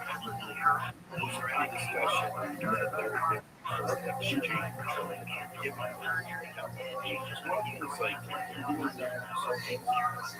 She's not really some interesting stuff about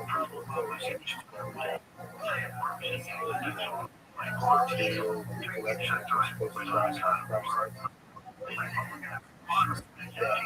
These researchers started these crafts. They were filming as donations. Right. Then it makes sense that this thing crashed. Why is it perfect? Why is it I don't know. Look, I heard so many. I'm not it's crazy. I'm just thinking with technology, and I feel friendly citizens who have been involved with the project. But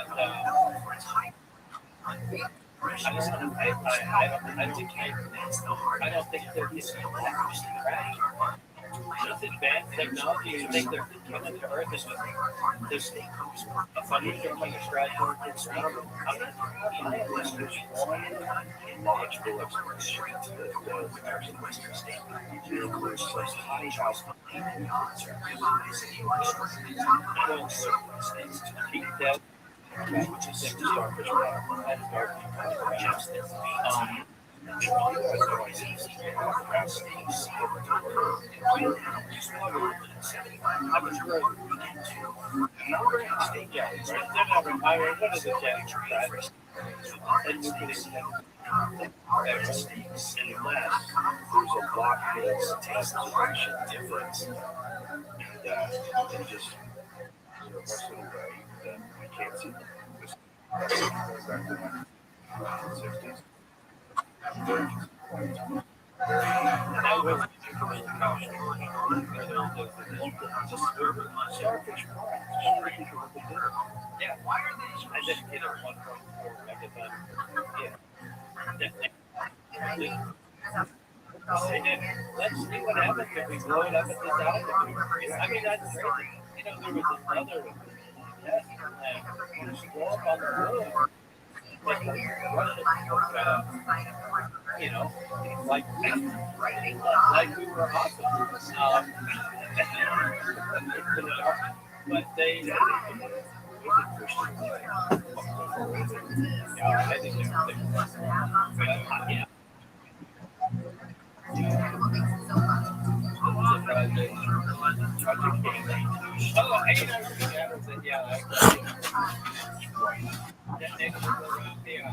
I can't go up these numbers. Yeah, we're going to do that. It says like everybody on Earth just go out. Go on out. The explosion mainly you and I, the people on Earth. Yeah. I still think they should have done that.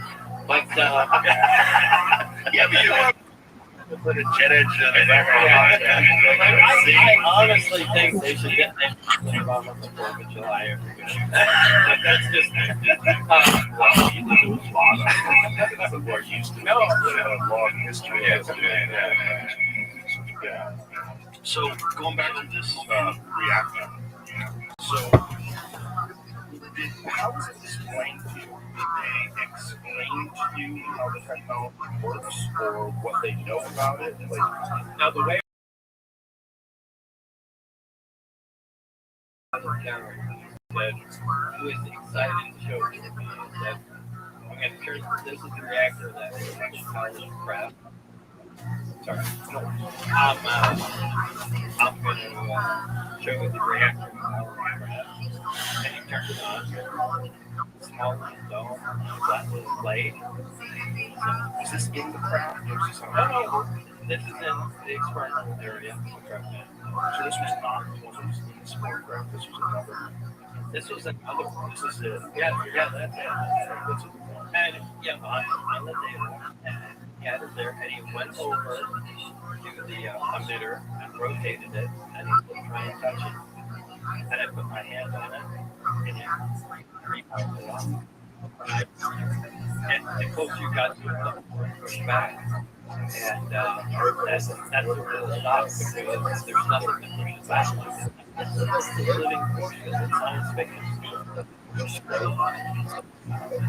That really Explain what is happening, like in terms of the rotation of this thing, like what is happening with what energy. Well, actually, don't know. I mean, that's the whole thing. It's pushing back the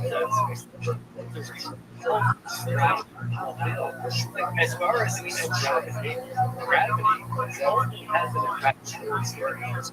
It never, even with anything, analyzes and still has an attraction. There's no repulsive force that we've discovered. Because that would be great. But this so this is a new field. But how was he turned on? Part of what is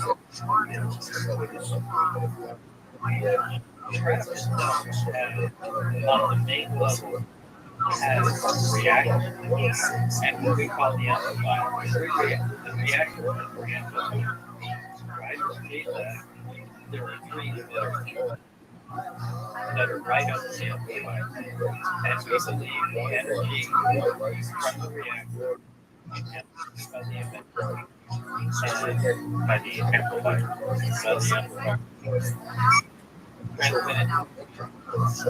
And they produce fields that was wrapped up. And that's how there is nothing even in the physics of that correlates. So what is the energy that causes it? We don't know. I mean, you just use gravity. It's the only thing we know. But it has negative gravity. So It might be a new But you're saying you have this machine that's next to it that you can do something to that causes them to jump. the there's a fire, and it's like a big pipe, and if you put it in the header, that's 20 degrees, 20 degrees, something like that. That connects it all the way to the reactor, and it begins to be powered. Once the temperature is no deal. It's the gravitational field, it's an anti-gravitational field that pushes on the ground. And what's happening in the emitter? Well, we had this emitter. There is nothing. What is it? Like, what's the internal structure? It's a hollow, right? With, I guess, a little copper colored plate on the side. It's kind of in the middle. I mean, these guys have been working on it for years before I got there, and there was really no concept of what they were doing.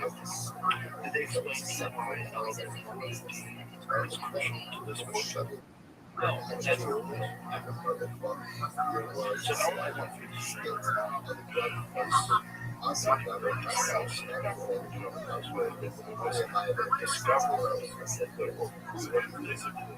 until there was a large hadron collider experiment in the 2000s, right? no, I know they synthesize that, but look, you know, in any element, there is always a large amount of well, it doesn't decay. Yeah, That was isotopes. large hadron colliders, but they were able to achieve it, but it was so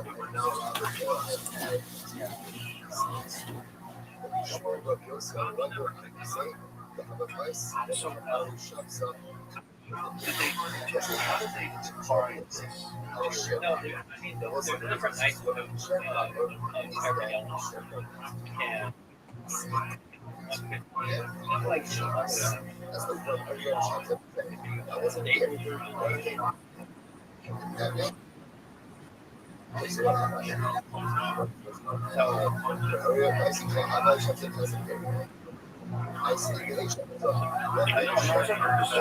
Directing it to true. basically different isotopes. Yeah, it's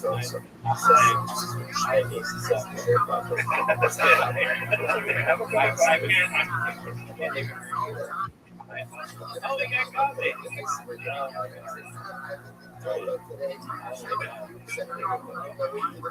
Yeah, there's different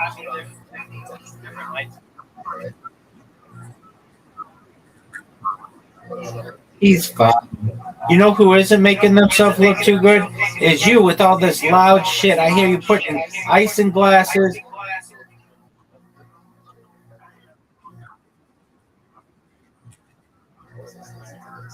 You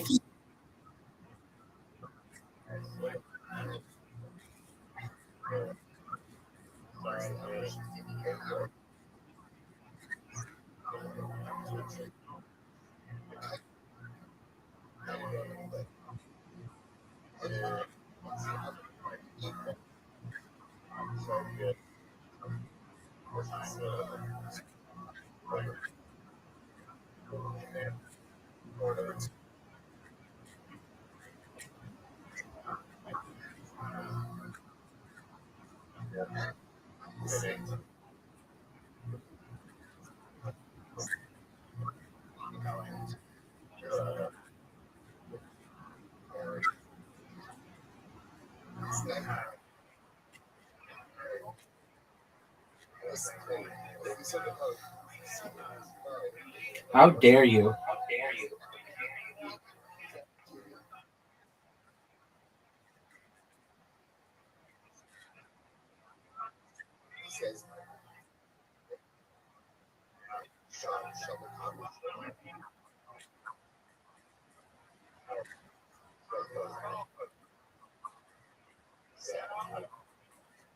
No. I totally agree. It's the same shit. He's here promoting a movie.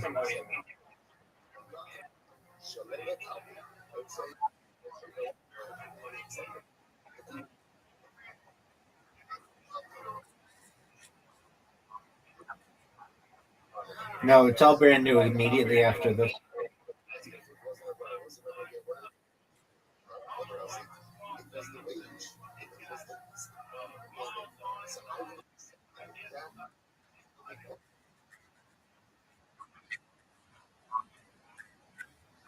Um, well, so, okay, a few things. Joe Rogan went into it for 4 hours in their previous one, and that's a long time to go into something. And they discussed everything. They got Bob drunk, and um, here's the key about Bob, and even Joe Rogan talks about this. He's not going to make stuff up if he doesn't know. And so he basically told everything. There are some elements of the story he doesn't want to get into, like his wife cheating on him. I mean, that's painful. Additionally, he got into some legal trouble. This is such a Bob Lazar thing. So there are in Nevada and uh, brothels, and Bob Lazar was asked by one of these brothel owners years ago, like 25 years ago, maybe 30 years ago, to install the basically a network there because they wanted to get um they wanted to like um surveillance cameras and stuff. Not anything bad, but um Bob Lazar, I'm gonna look up what actually happened. He got into some trouble. He doesn't want to talk about it, and I understand.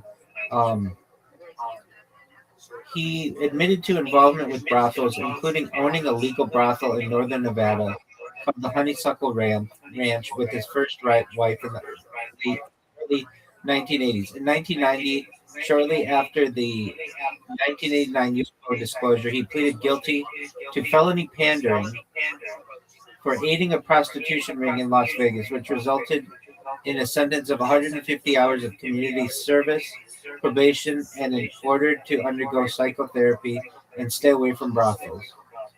Now, Lazar claimed that he helped a Las Vegas prostitute named Tony Bullock modernize her illegal operation by installing computer systems, security cameras, and monitors. While he initially admitted to doing computer work, prosecutors stated he had recruited the woman and encouraged her to solicit customers in an apartment complex. The case was resolved with probation rather than prison time, with authorities noting that there was no indication of force, coercion, or drugs involved. Some sources dispute the existence of the Honeysuckle Ranch brothel, noting that there were no records of such a business appear in Nevada directories or historical accounts of legal Nevada brothels. Conversely, supporters argue that Lazar's past criminal activity does not invalidate his claims regarding extraterrestrial technology, though the incident significantly damaged his credibility in the eyes of many journalists and investigators. This is the first I've ever learned that he owned. Uh, that I don't think he did. As I understand, he got in trouble for basically helping this woman set up a brothel, but it seems like he did have uh, felony pandering for aiding prostitution. For aiding a prostitution. Okay, so as I understand, this would have been legal. I'm not exactly 100% sure on this, but this would have been legal in some cities in Nevada. It just happens to be illegal in Las Vegas. Something like that.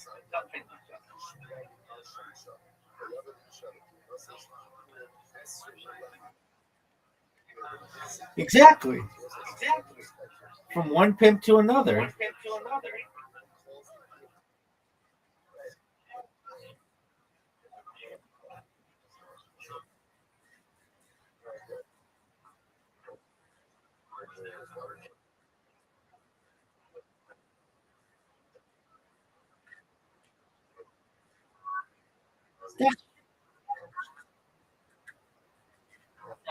Doug, shut the fuck up. You would have never even known about this if I had not mentioned it.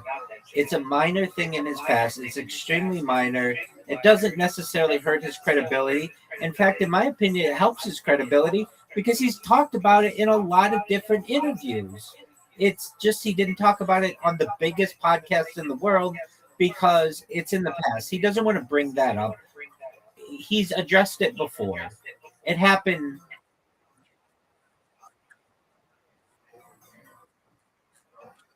It was all at the same time. Bob Lazar was into a whole bunch of things. Specifically, though, he was into. He owned a. He owned a photography studio. Not, I shouldn't even say that because that sounds bad. He owned like a film. That sounds bad too. Like, do you know how you used to have to get your film developed, and they could do it in like 1 hour photo? Yeah, thank you. He owned a film lab, but it wasn't anything pornographic or anything. So he owned that. He was into um, jet cars and things like that. He was a physicist, and he helped this woman basically set up her computers and her um, cameras and stuff. And he may have pleaded guilty for this just to get an easy sentence of like 150 hours community service. That's like extremely minor and isn't even a big deal. Um, and as I understand, it would have been legal anywhere like in a lot of other cities in Nevada. It just so happens that in Las Vegas it's not. And for them to be like he owned the place, I don't agree with that. I think that that's just some that's like perhaps hallucination by AI. And as I understand, he didn't own it. He just set up the cameras and the network back in the 80s because nobody knew how to do this kind of stuff. And he was married at the time. No one ever said that he was cheating on his wife. There was none of that. And in fact, from the stories, he was faithful to his wife, and his wife is the one who cheated on him. So I think this is all blown out of proportion. He, in my opinion, if anything, it leads to his credibility because he's talked about it in the past. The fact that he didn't talk about it on the Joe Rogan Experience, so what? I'm sure that there's a lot of things that he has had. I'm sure he likes bimbo MILF porn too, like we all do. Does he talk about it on the Joe Rogan Experience? No.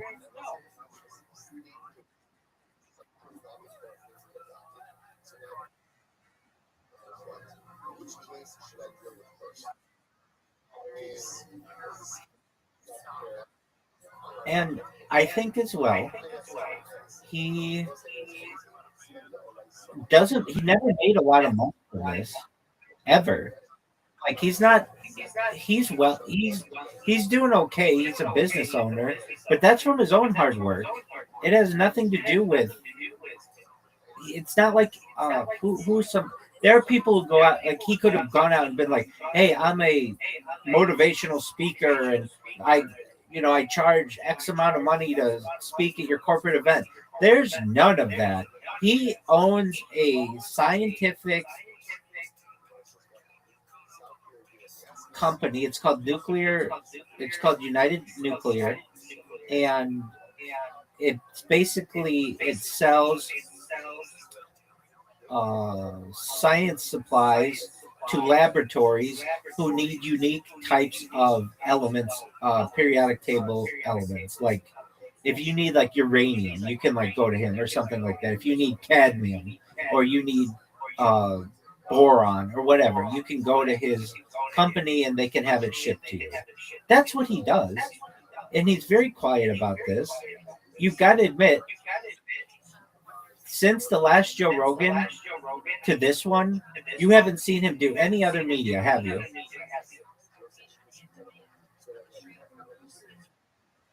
He did one other podcast, to my knowledge. I don't know why he did it, but he did this.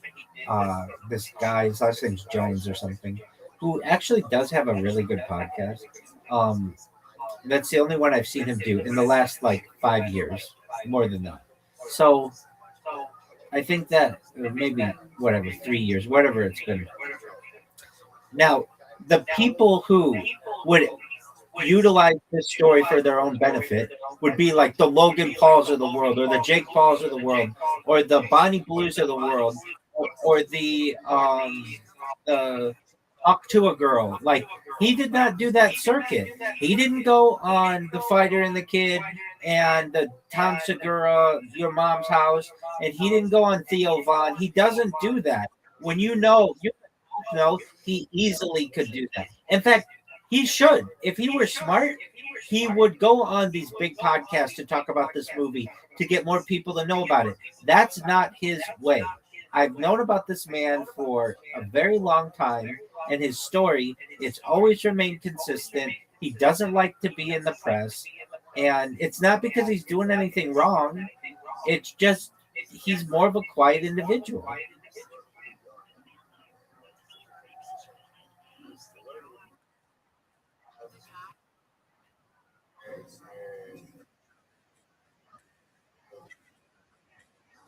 It would be like this.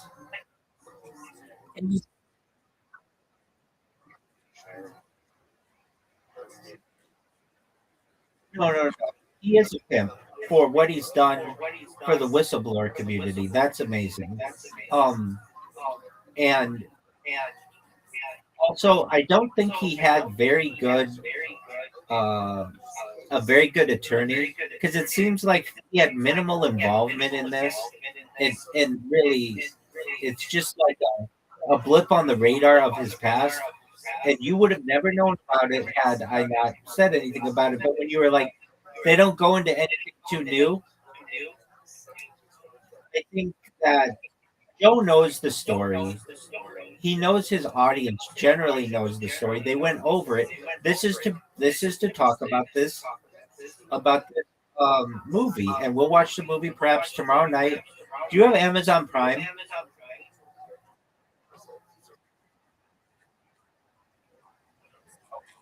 Okay, excellent. We'll find it, and then uh, I've got to say, Bob Lazar himself is, in my opinion, as credible a witness to any UFO thing I've ever known, and he's had his entire life delved into.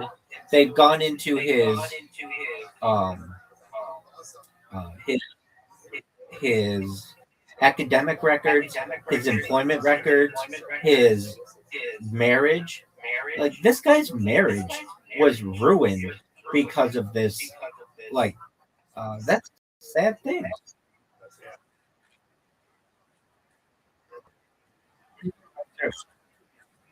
Tomorrow night, tomorrow night. It's hold on before you go.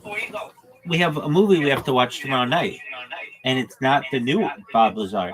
We have to watch the one that he promoted on the previous Joe Rogan. It's called something like Area 51 S4 and Bob Lazar or whatever. And then we have to watch the Bob Lazar movie. And then it's our complete back to back 48-hour Bob Lazar-a-thon.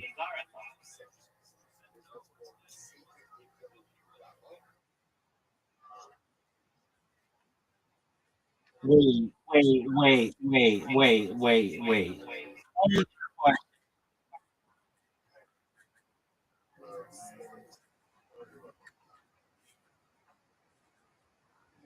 Wait. And you didn't even watch the Joe Rogan experience.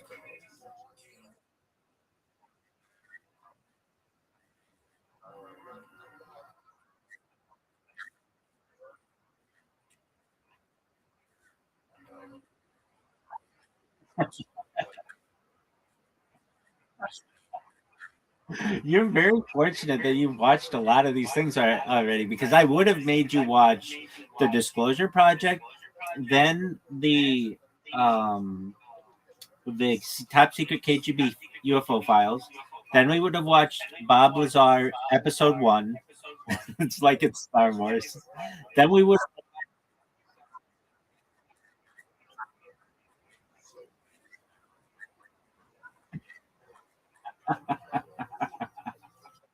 Why didn't you watch them, dude?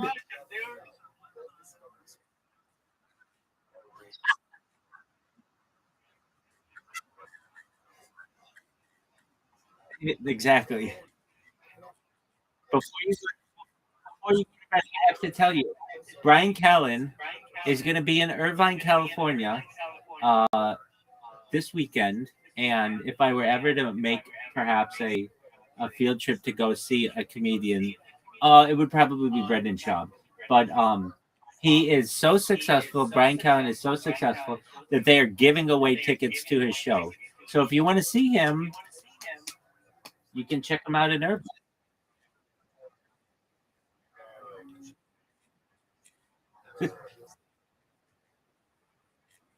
No, that's Brendan Schaub's other co-host. He's on a bunch of podcasts, and so that he didn't get arrested though. If they were normal people though and didn't have a lot of money, these guys would be in jail. One of them for solicitation with a minor, probably, and the other one for rape.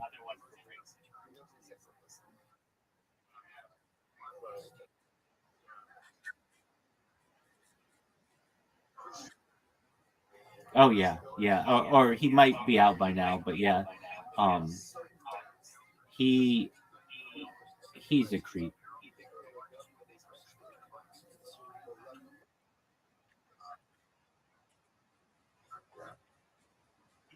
You didn't watch any of those Fighter and the Kid videos?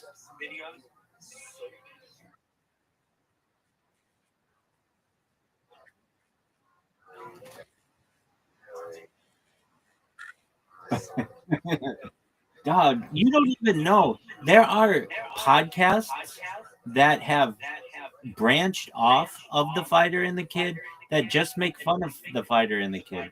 I could go into deep lore, dog. This is one of my passions in life.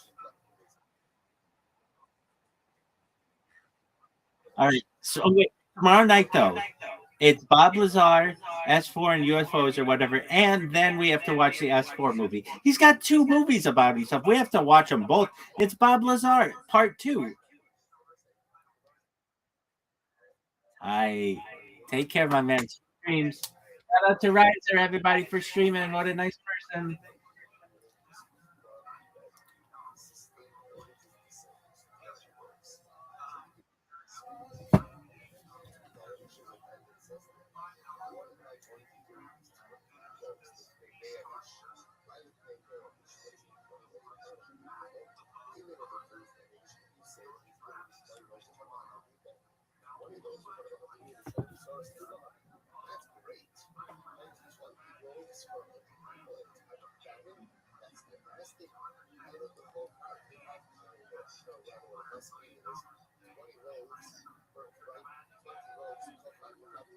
Me, they're not hiring topless maids, right? No one's buying topless maids during this corona. A topless maid? No one's spending money on this. You're better off getting a job as a belly butler. A topless B cup maid is like a no voice, no glasses, no lisp, no accent. What's going on back there, Mrs. Claus? I'm starting to think I married a man.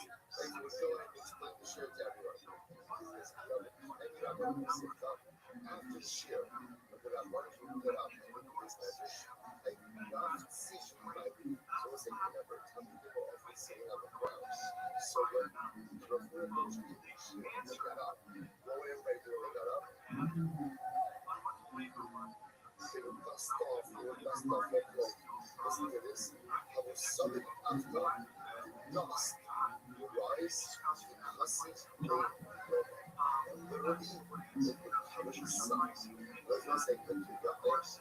It dust so many people give up and when they get up from the shore, it just shake out the jacket, shake out the clothes, literally against someone who's good. And it was like, this was a mother. This is mother. I live in my river. And ultimately, they would see this heritage show, and they would say, how will they receive you after about that? Oh, you have to know about the order of just finish it. That was like, there's a lot of people that got a photo with this as well, but I'm making this now. It was just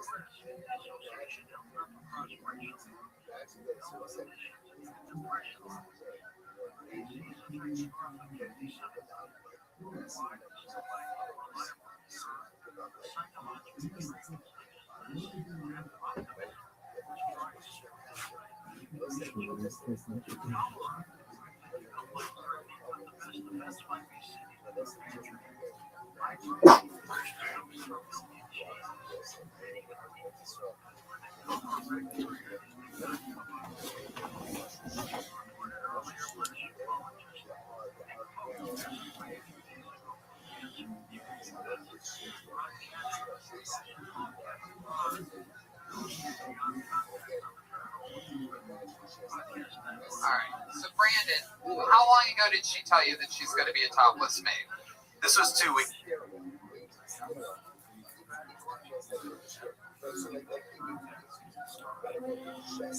This was 2 weeks ago. Have you followed up with her since then? She has since told me that she's looked at other jobs, but I kind of thought it was like a convenient, like, breaking. So she was bluffing.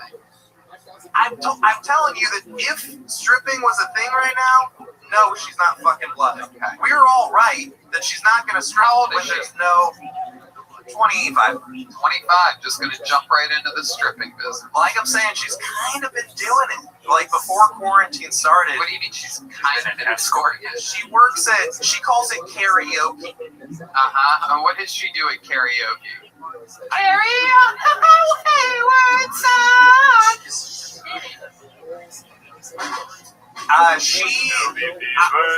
Thank you, Santa Claus. Yeah, what's karaoke? I'm under the impression that she's wearing provocative outfits and semi-lap dancing, but like it's a different setup where you and your buddies like sit in a private karaoke room. Oh, She's a stripper. No. What do they That's what call I'm it? saying. They call it a. They have a name for that. Taxi. I know, here just to talk to you about clubs this. where Yeah, they it's have like a taxi dance, like called like taxi dancers or whatever. Yeah. She lip syncs, but with her vagina. We call that Carry on my wayward son. it's a beater set. What was the sex like with this girl? It's pretty good. She got one of those copper IUDs, and it has led to like the smelliest sex. Oh, I love it. all right. I got one of those for Christmas one year. Give it up for Mrs. Claus. Oh my God. I don't blame her. Like I'm saying, before the copper IUD, it smelled So like what normal. exactly does it smell like? Just like bad vagina, or Yeah, have you heard of vagiosis? It's a Yes. doctor's fucking term for horrible smelling right? vagina. Are you sure she's just doesn't have some cum left in there from some other guy? Okay, there She you go. was very honest. That's how it works, right, man? No, seriously. I know it's like a girl that she was just a fucking slut. She always had the stinkiest pussy because she had, fucked another guy previous that day, and you get some old cum in there. It's like salmon, like a piece of salmon left in the car. These are the girls that you're hooking up with. Girls who look like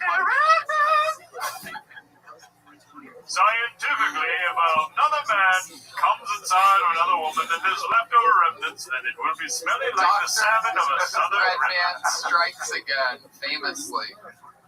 Oh my God. How many times do you think you had sex with this girl after she had sex with other guys?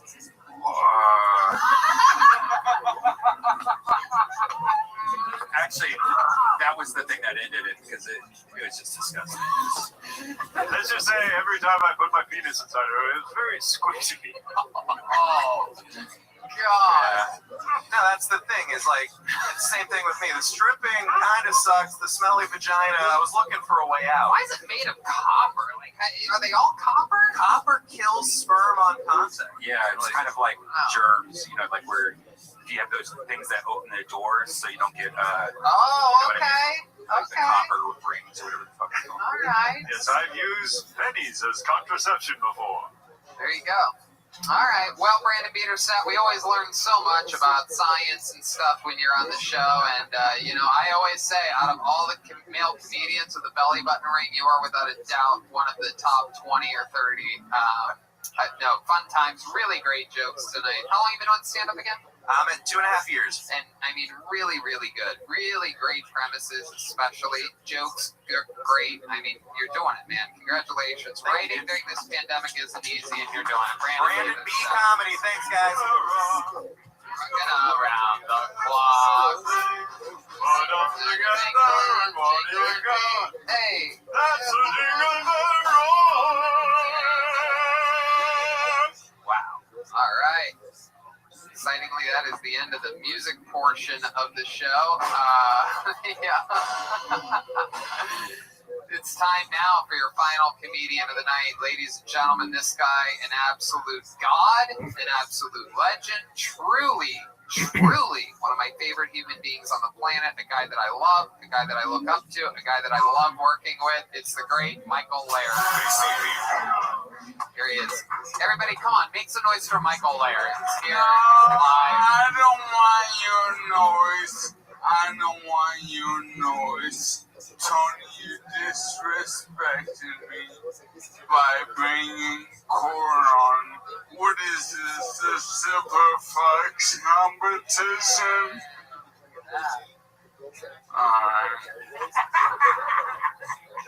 Alright, so it's been said that maybe I have an anger problem, and I wanted to look into it.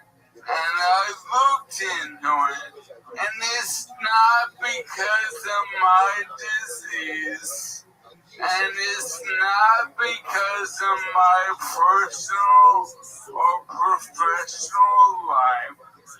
I discovered by looking inside myself that my anger comes from one source: bad customer service. And so, to deal with that, I decided I will no longer get mad. I will get even and pay in change. Oh, shit. We haven't Man, you ready? been handed scripts, and here we go. You guys ready to rock this the fuck?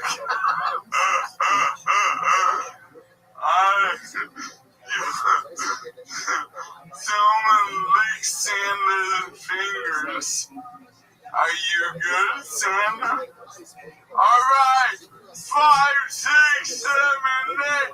Pay change! Nickels, dimes, pennies, no quarters allowed.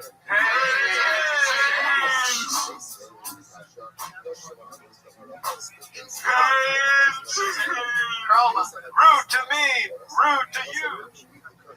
Rude to me, rude to you. I hope you brought your calculator. You want my 2 cents? Here's 92 cents. I don't lie, here comes the happy Coins got you stuck like you screwed McDuck. Pennies from heaven, more like hell. Abraham Lincoln and 40 of his friends.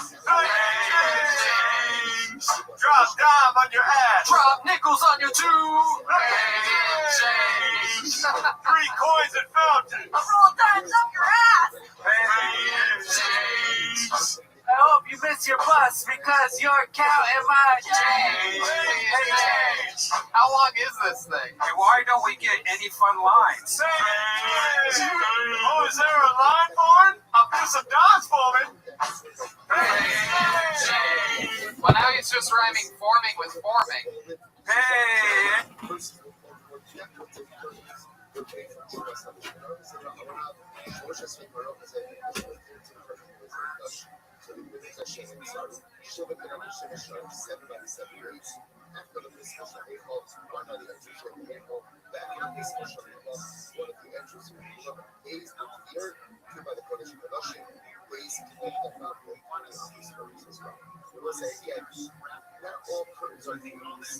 Some curtains serve as entry space.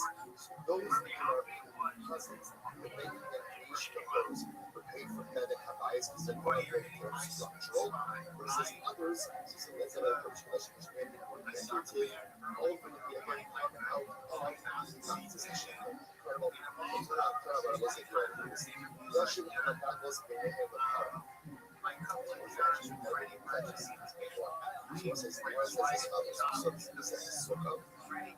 Women raised their children to perform the service of Halal. Unless there are words as talking about children. This framework that you are required to live without but God loves the name of love. The Chazar from the most destruction is that Jesus outside. There was, remember again, one of the most $1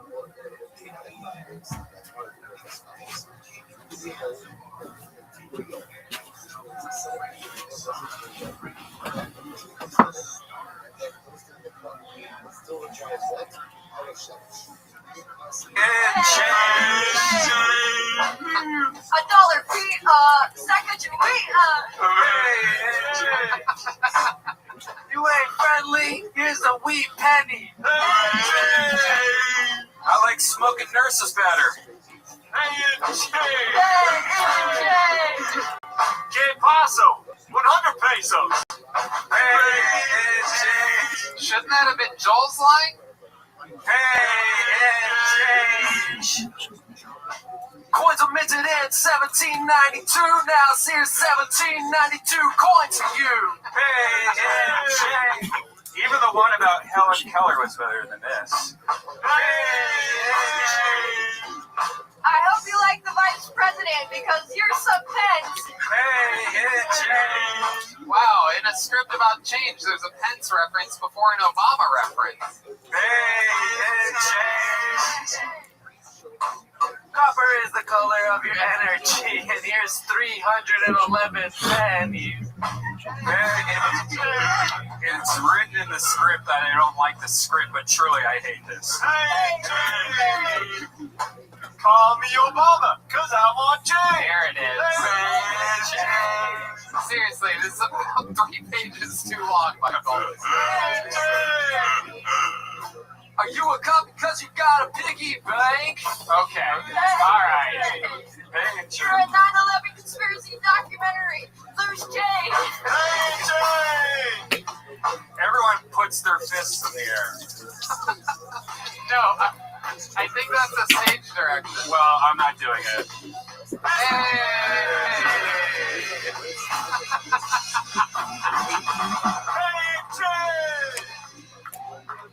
Wow, absolutely fresh. Half of that was the Christmas tree. She wrote it away. Wow, incredible writing. Clearly a lot of work put into it. That was a lot of pages. This is the thickest script we've ever been. Yeah, I know that I was supposed to act like I didn't like it, but I really did not like that at all. Yeah. Ironic that jet ski helped because I'm pretty sure it took an entire tree to print up all the pages. That's why my legs are gone. That's why my legs stuck. Oh, that's where your legs went. so funny. Oh man, Michael, incredible stuff. thank you. Another very fun production that you put on. I love that you're taking advantage of the wide parameters that you are afforded in your No position. doubt. I mean, it's in the playground. Yeah. You know, Absolutely. I'm loving every minute of it. You're goddamn right. What's up with Corey? One look like Barbara Streisand's ex-husband. Which ex-husband? I don't know, Looking everyone. ex-husband? But two, what are you, 85 and look 30? I mean, you're talking about doing bumps in the 70s? I mean, how fucking old I remember you, like 74. We were gacking out somewhere in El Reno, Oklahoma, fucking having a good time. I thought I had enough gag and I took too much gag and I OD'd the gag. Gackety gack, can't go back. Gackety gack. No doubt. So what else has been going on, Michael Lair? Well, I have some observations about tonight. Okay. The strip club stuff's interesting because Brian and I are very similar, almost in the Stephen King way. Like we look like each other through different years. I've been to hundreds of strip clubs in over 30 states, and we're both the oldest besides Cord, who made a deal with the devil or something. Like in 2008, going to strip clubs was different than 05, different than 2 years ago. So, and then you learn recently what the strip clubs are different, and you have your favorites around the country. I was really things that I knew. Texas all the way. What are some of your favorites that you've been to off the top of your head? Sam's Brown, East LA, Okay. no doubt. East Chicago, Indiana, Industrial Strip. You go in there and a very kind Indian gentleman. And let me preface this by saying I'm from Chicago, and before the financial collapse of 2008, you go to Chicago and it was like some daily, like hardcore shit, and a strip club would be $100 for an air dance and a $10 Budweiser. And you go 30 minutes to Indiana, and the nicest grandpa ever would greet you at the door, and he'd be like, oh, what we have here are frictions. It's like trying on people. I gotta tell you my favorite strip club stories real quick. Me and Rogan were at this strip club in, I think, Atlanta, and this really hot stripper was talking to me. What, like 15 years ago? Yeah, it was like 10 years ago. Pink Bonnie. And she was like massaging me, and I thought she liked me, one of those things. And then she went away, and this old woman that worked there, I think she was like the manager, was standing next to me, and she was wasted. She starts tapping me, and she's like playing with my hair or something. I thought it was the other stripper. And then so I just kind of like, she like leans her head into me. I thought she's going to kiss me. So I was like, all right, fine, I'll kiss that girl. I start making out with her. I hear Rogan and Eddie Bravo like crying, laughing, and they're taking photos of me. I'm like, what the fuck? They're killing it for me. And I open my eyes, and it was this old woman, probably like 82 years old, that I was making out with. And Joe has video of it somewhere. It's pretty disgusting. And then you found out she had old cum in her pussy and Yeah. started going down. You didn't smell the copper? Whoa! Tony, I had a race Whoa. story this week. A that race? I Did you race story? Yeah. Are you ready to lose? Race Race?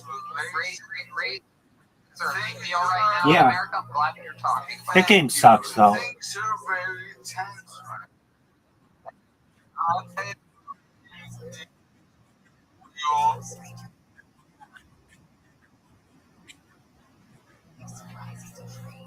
So you want to play against somebody who won't resign? All right. Are you ready to leave?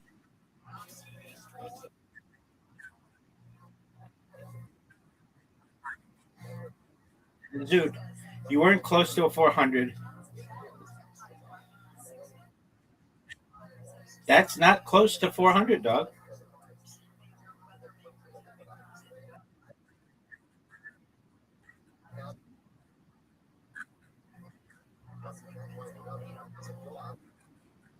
You love this game, don't you?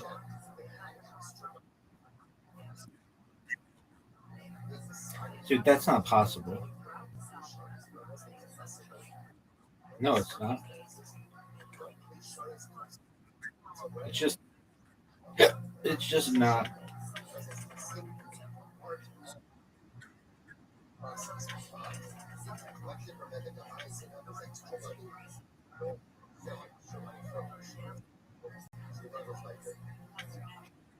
What up, baby?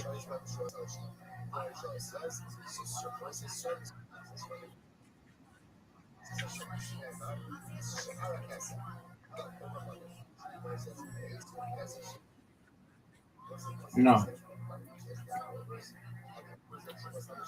That's the worst thing perhaps you can roll. Are you going for a full house?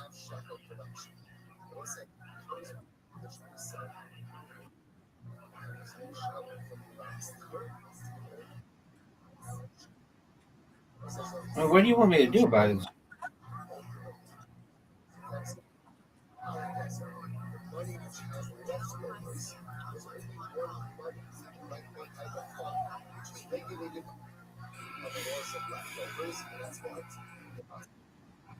All right, dude. No, you didn't.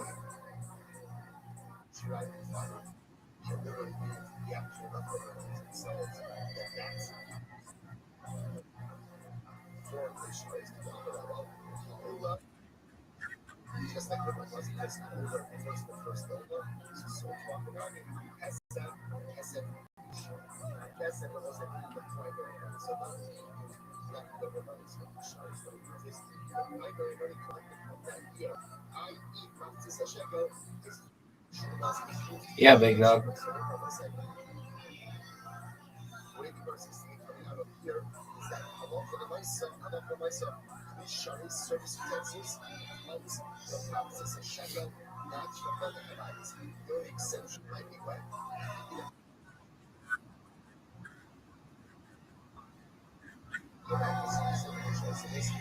What did you say? Somebody just tweeted me.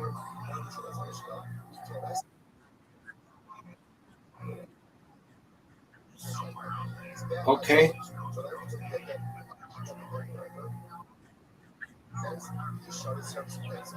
Perhaps. So, are you happy with your full house?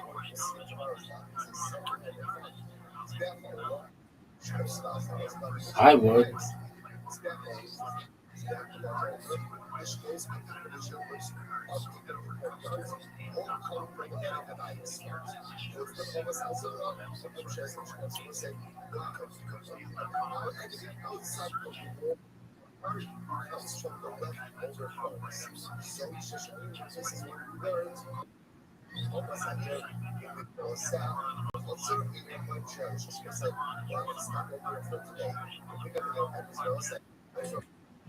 What up, Pam?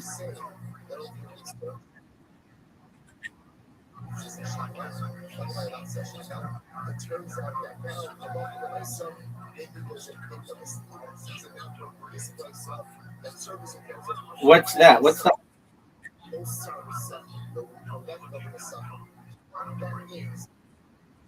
What was your triple three?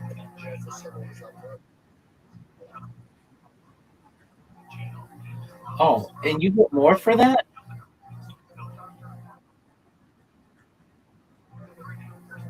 That's bullshit.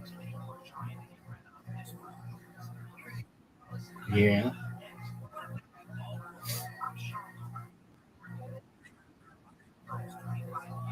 1, 2, 3, 5, 6.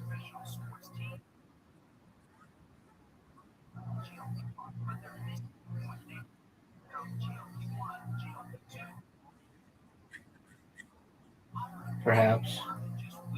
What do I do here, Zoo?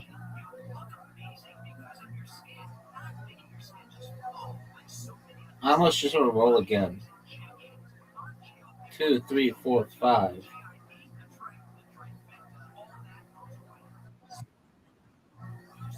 You didn't miss a turn.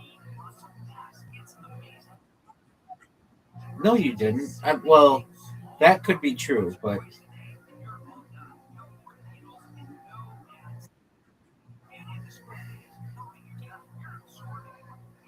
yes, sir.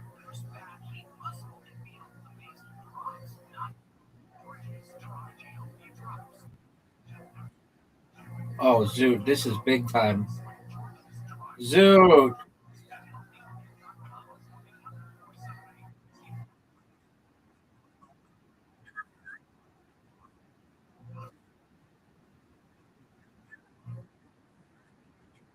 did you see him in the mirror?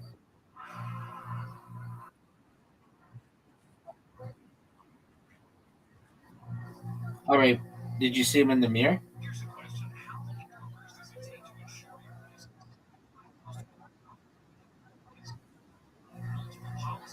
Oh, okay. I mean, it's cool if you are. I would still be your friend. Oh, Zoot. Zoot, this is an ass kicking.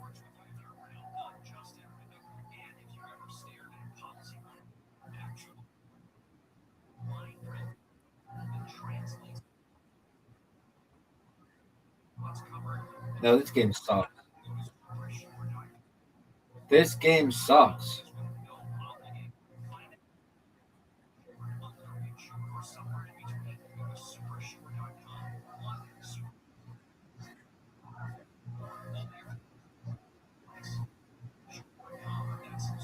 Dude, I might have the best roll of the best, like, I'm doing really well. You're destroyed. You're It's over for you. Dog. It was like the best round ever. I don't even need these sixes.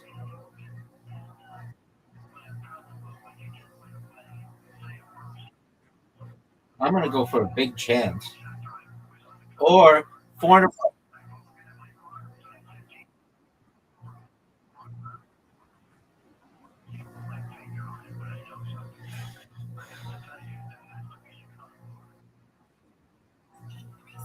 Dude, I'm about to. You came in here bragging about how big a score you had, and I'm about to destroy your score.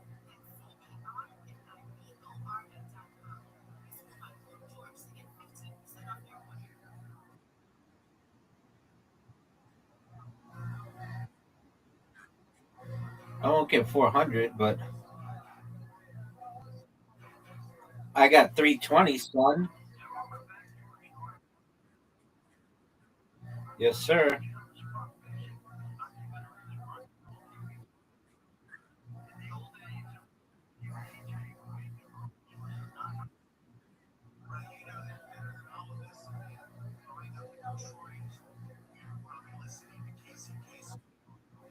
That was great.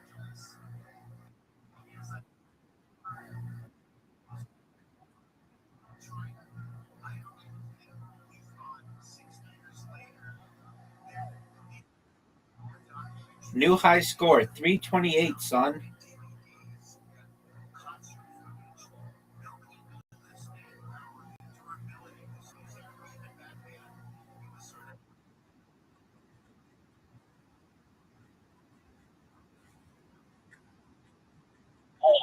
Wait. You didn't tell me that. Why is that? I get what you're.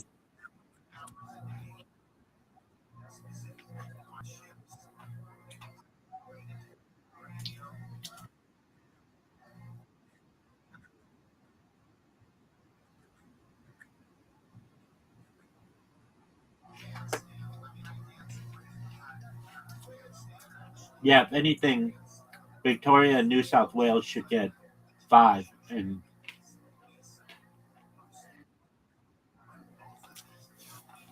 Dog, I'm better than you at that game.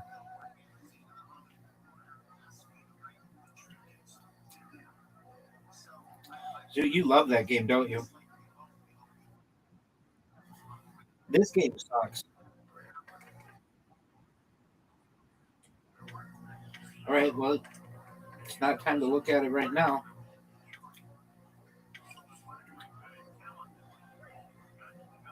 So you have 5 seconds to play something, 4 seconds to play something, 3 seconds to play something, 2 seconds to play something, 1 second to play something. Nope, we're done. So you have an invite to a dice party.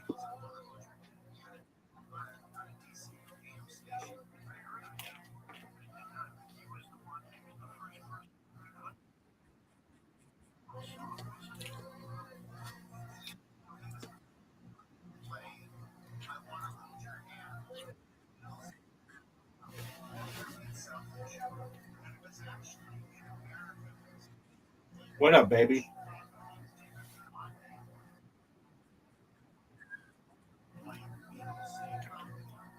Were they defending themselves?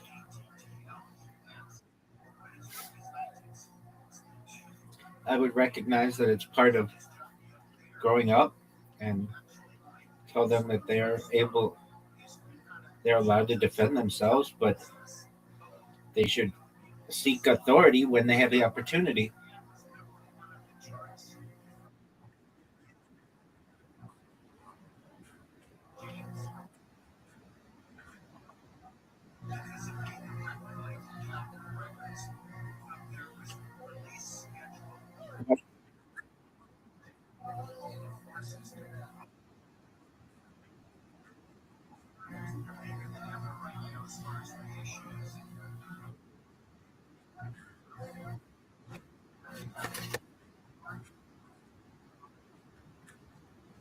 Right, and she was a single mom. She didn't have like all that much support.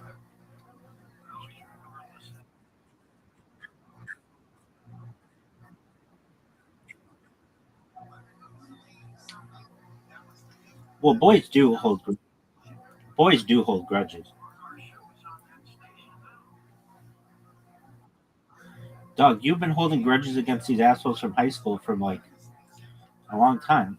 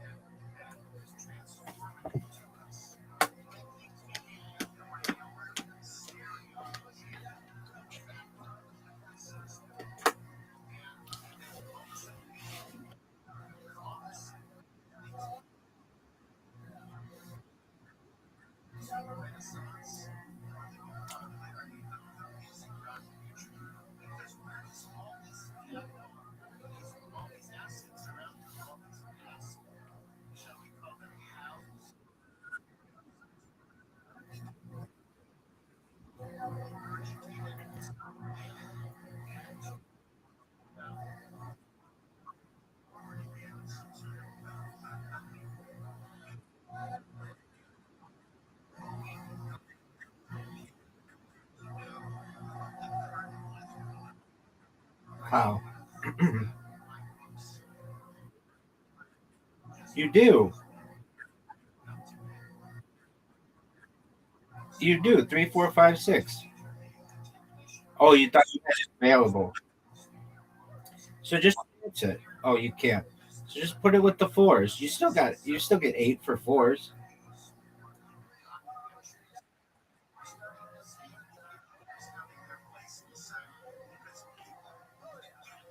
Shh.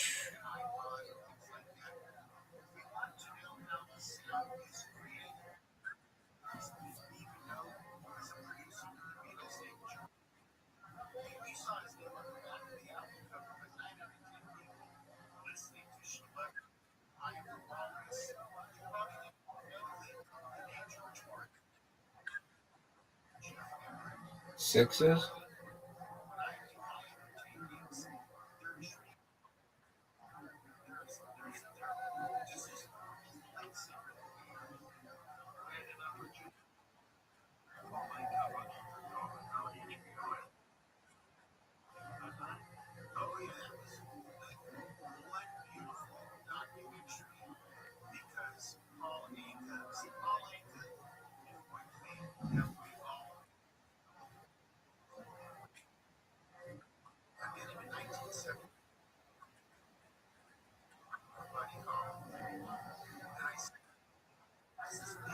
No sixes.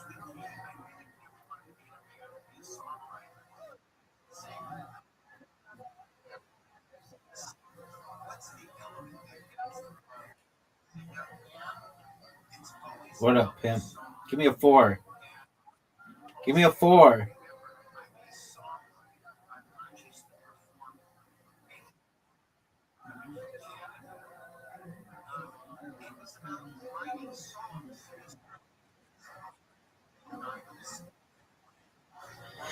Yep.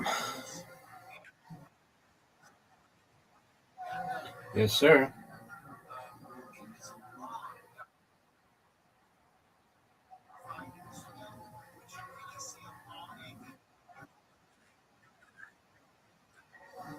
It's a good question.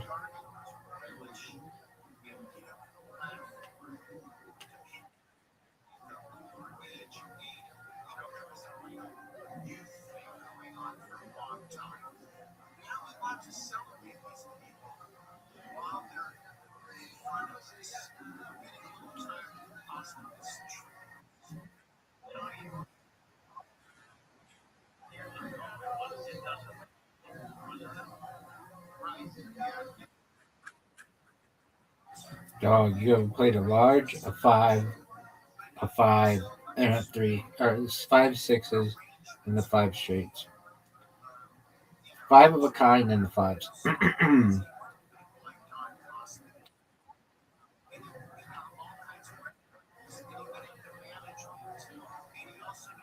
1, 2, 5, 6. That doesn't help me.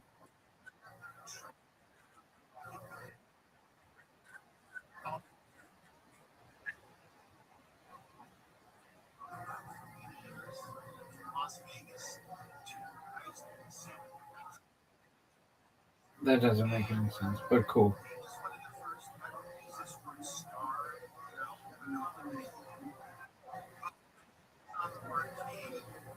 I already have played it though.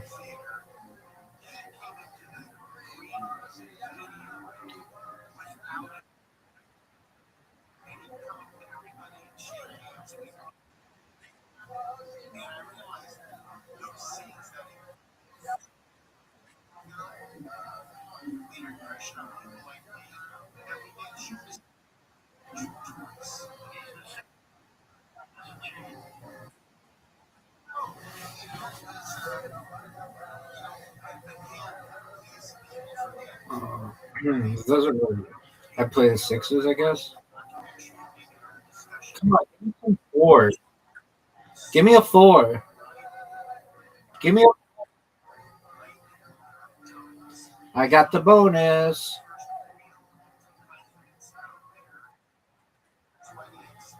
Uh,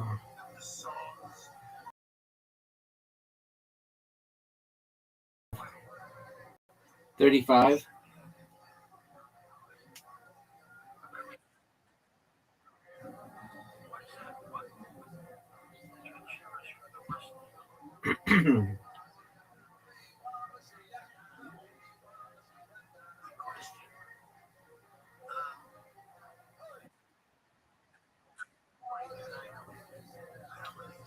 How about you just choose something?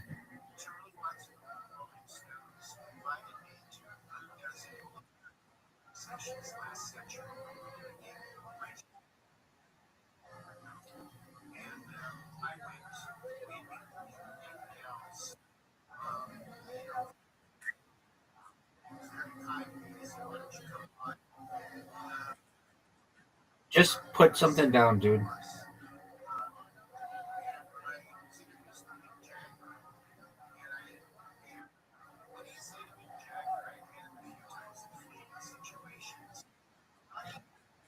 No, he didn't.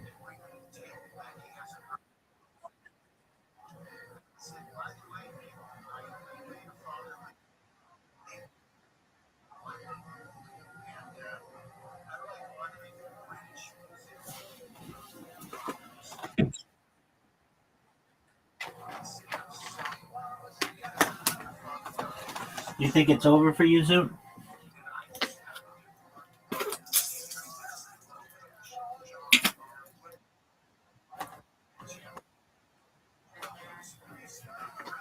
Why were you so good at this game and now you suck dick?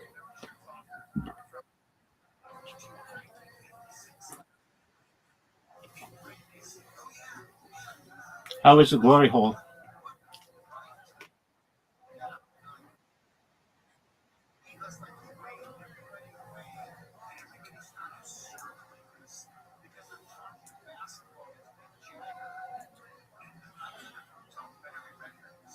Dude, it's over for you.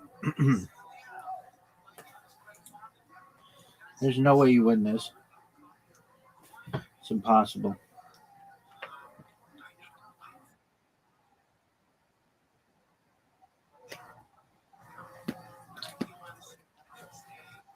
Dude, are you ready to lose in Karam? Why is... No, you're terrible.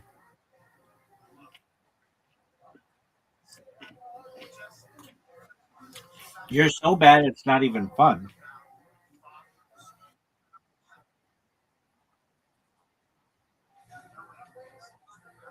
Zoot, you are the worst person I've ever seen in this game.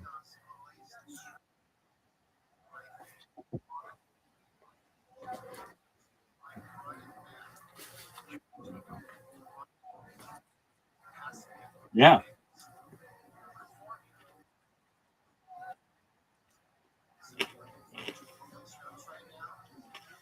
that sucks.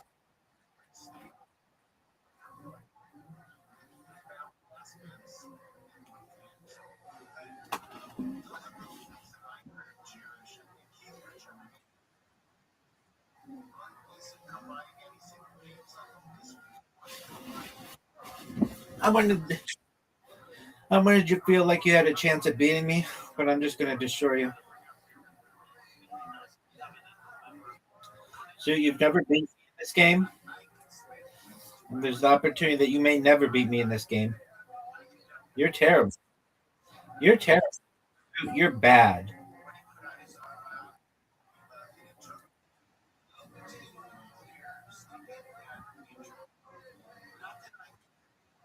Big dog.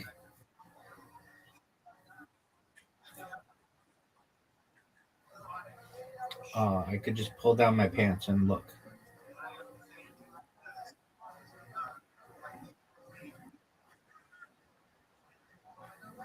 Yeah, and the whole world can understand that my penis is larger than more than half of the world. That's big.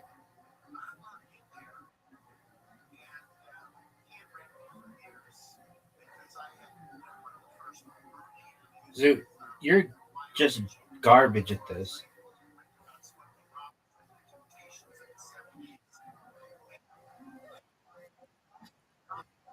So you need to practice a lot. Nice strike. You need to practice a lot before I play with you again.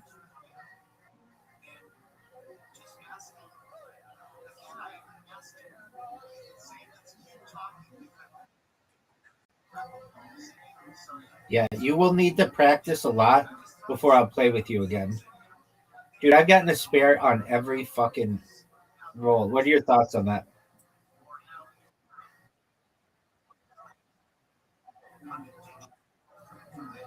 Dude, you're dog shit. Terrible. It's like you're not even gonna get 50.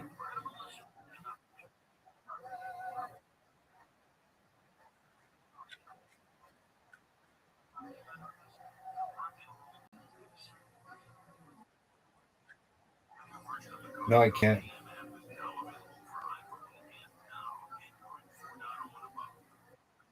No, I can't.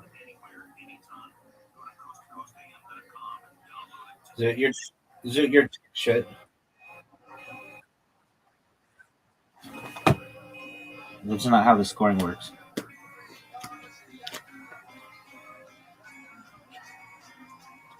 Did you know Riser and I watched the Bob Lazar Joe Rogan documentary?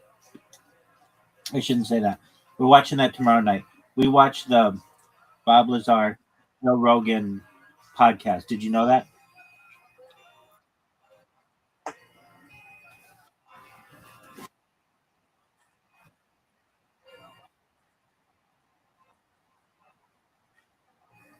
No. Oh, wait. Yeah, it is. It should be one from South Australia and five people from Melbourne and five people from Sydney or whatever their states.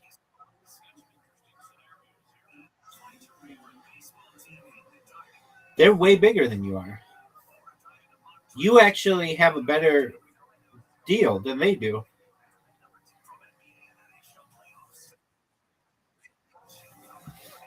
No, you have a better deal. It's basically if you get to go to the finals, you oh, Zoot. So there's no way you do well.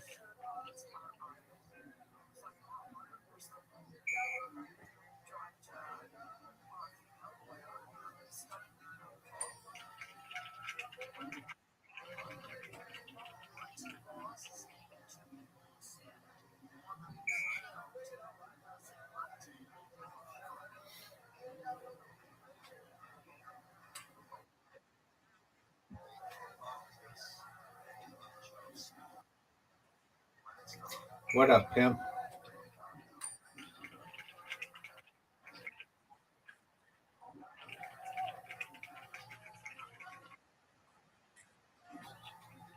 Already have. I already lived that life, my friend.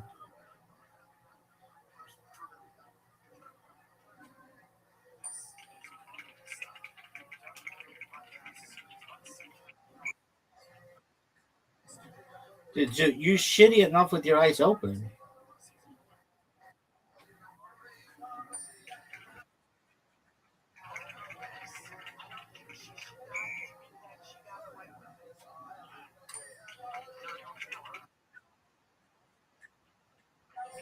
Thanks, baby.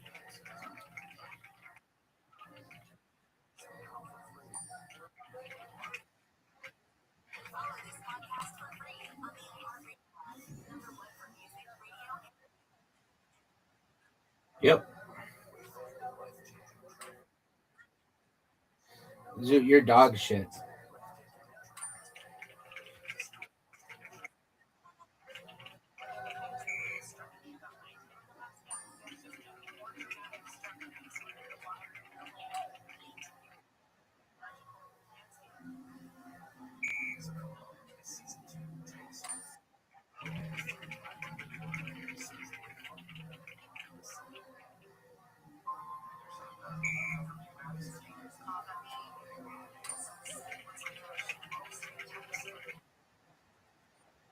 Dude, it's over.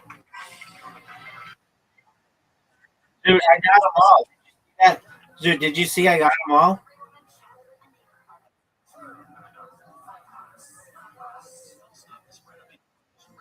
All right, what are your thoughts?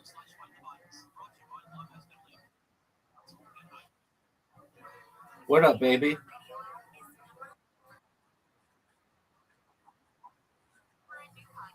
Oh, probably a woman.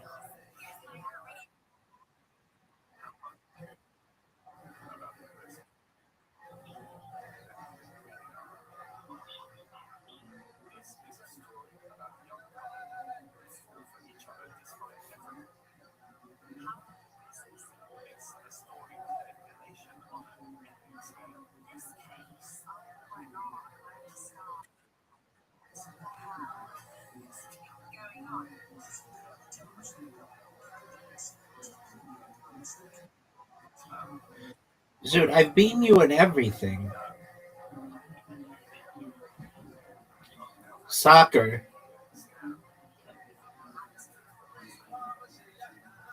Dude, are you ready for table soccer? Yes or no? Go.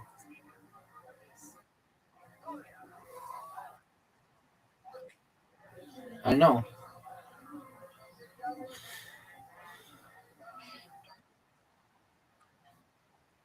Go.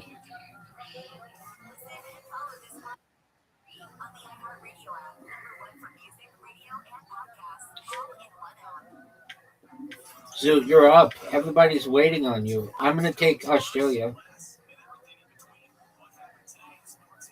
I've got Australia. I've got Australia. I've got Australia. I've got Australia. They should have New Zealand as well because your flags are so similar. Dude, are you gonna go? Doug, you're taking so long. I know. I was just busting your balls.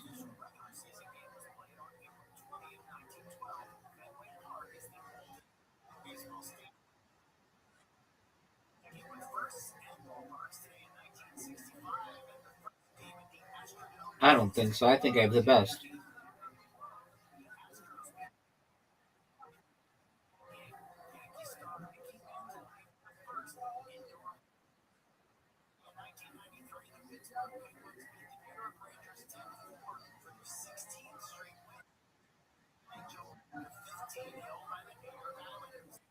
Go, Zoot.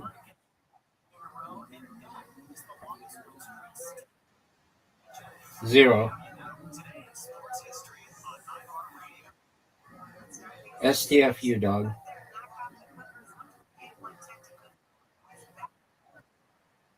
Okay, we'll just let's see it. Go.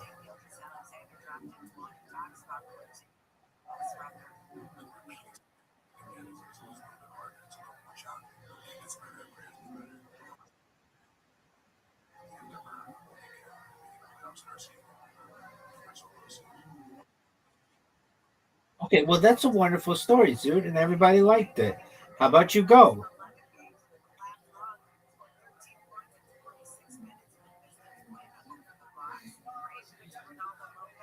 That's one of the worst passes in the history of the game.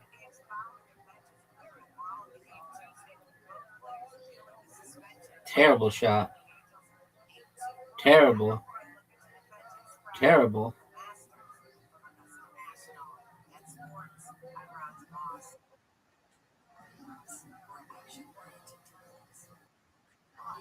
Are you sure?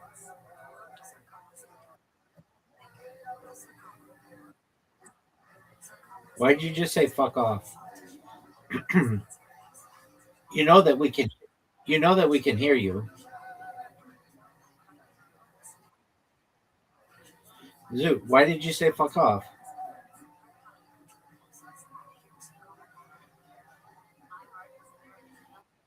Zoot, I asked you a question. Okay.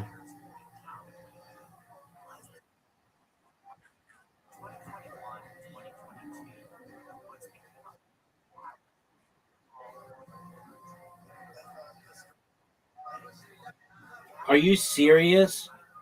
Open goal?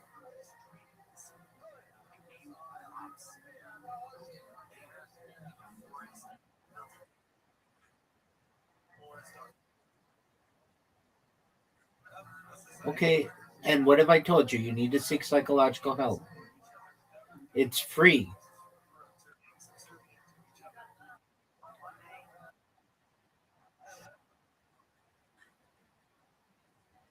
Well, you can at least try to get it addressed. And if you don't get it addressed, then people shouldn't really feel sorry for you if you're not trying. If you were trying, I wouldn't give you shit, but I know you're not trying. And I know I've done everything I can as your friend to get you help and you refuse to do it. So I don't really pity you that much. I basically say that you enjoy looking like an ass in front of people because you don't want to seek assistance for it. It would be again a different story if you were like, dude, I see a fucking therapist once a month for this issue. It sucks. I'd be like, dude, I know you're trying. You're doing everything you can. I get that. But you're not. You're lazy about it. You'd rather go to a fucking glory hole than go talk to someone about issues that you have. And there are medications that are available that are free to you that you don't want to take because and you don't even know anything about them.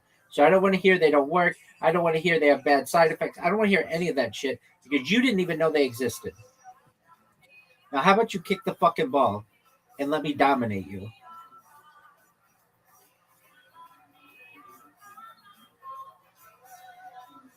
Are you proud of that shot?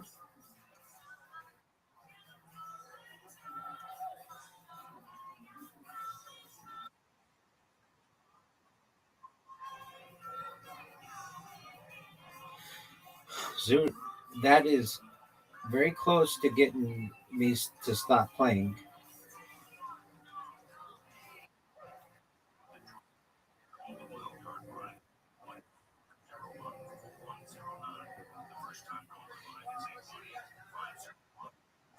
Zoot, look at this shot. Are you fucking serious?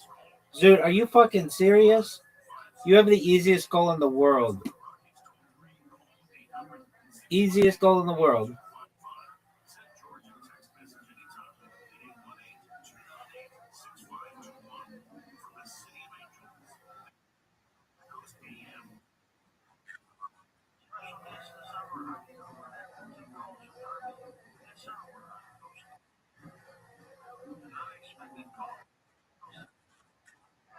There's nothing wrong.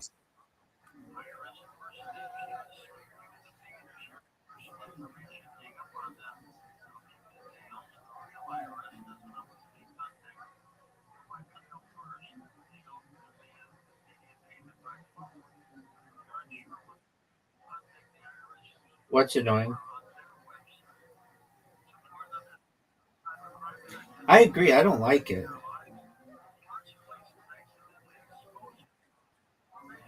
Because it's annoying as piss. Zoot, why's your guy in the way? Oh, dude, what a box out. Zoot, did you see that box out? Your shot sucks, son.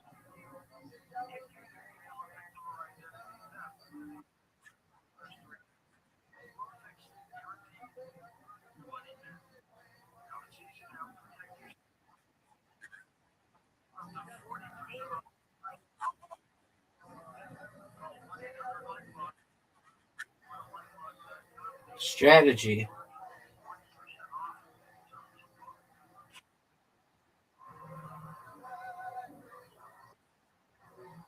What up, Zoot?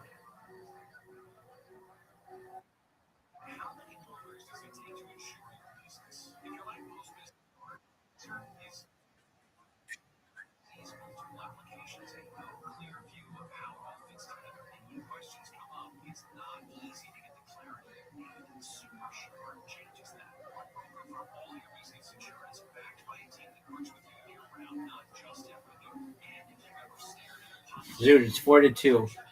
What are your thoughts?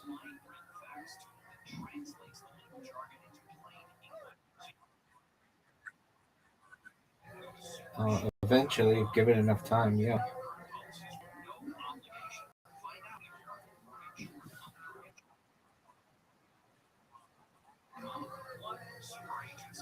Yeah? Well, it's not something I control.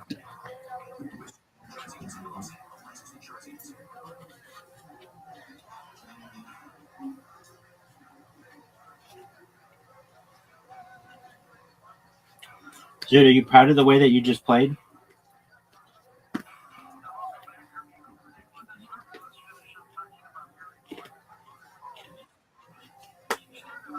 Why don't you like Harem?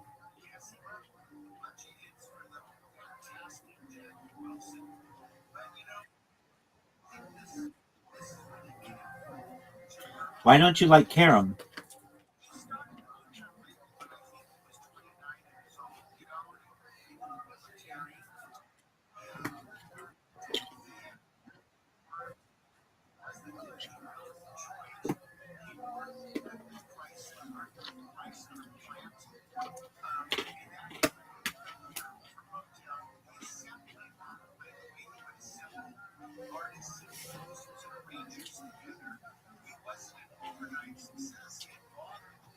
What is Harem like, dude?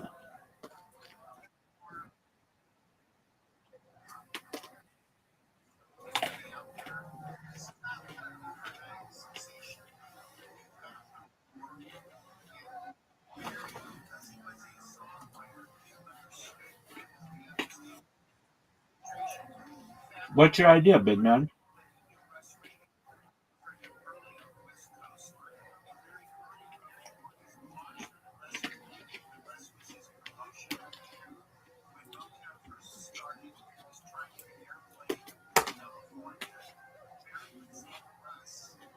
Zoot, what is your idea?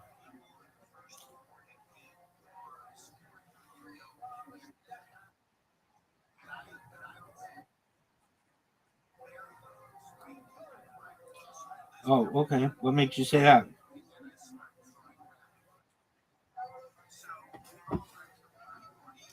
Who on Twitter saying it?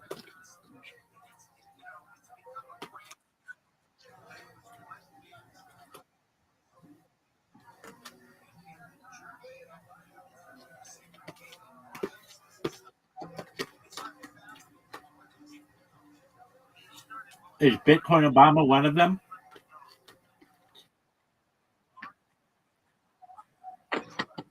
Are you in love with him?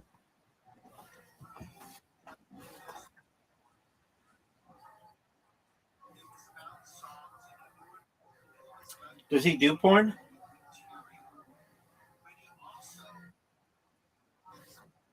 Did you watch it?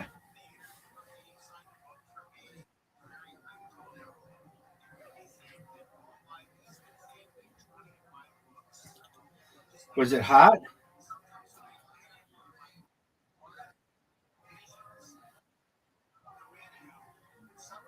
With whom did he have sex? Really? Boy or girl? Oh, his friend? Okay.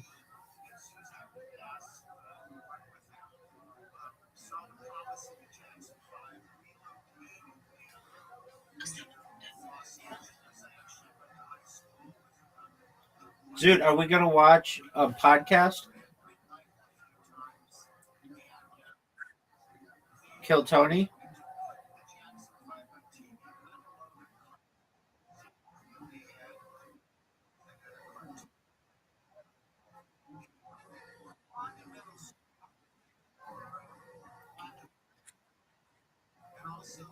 What are you watching?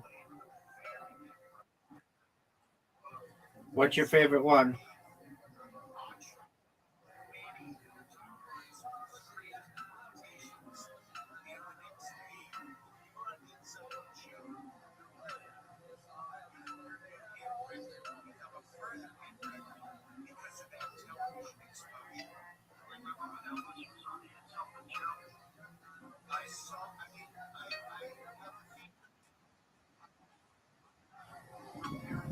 Are you sure?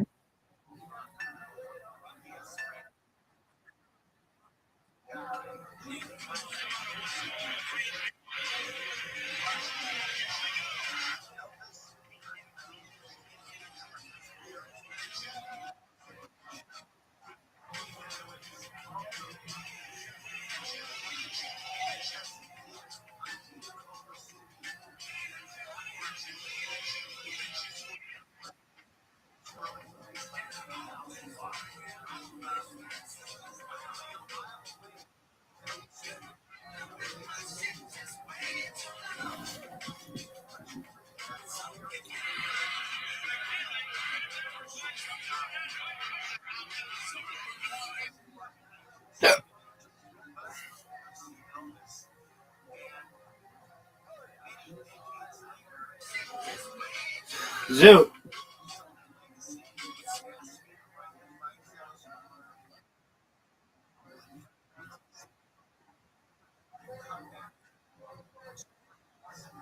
I have a question for you.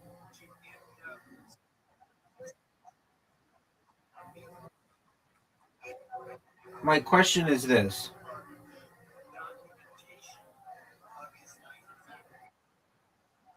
What's a big NFT that's going to be big? Why is that?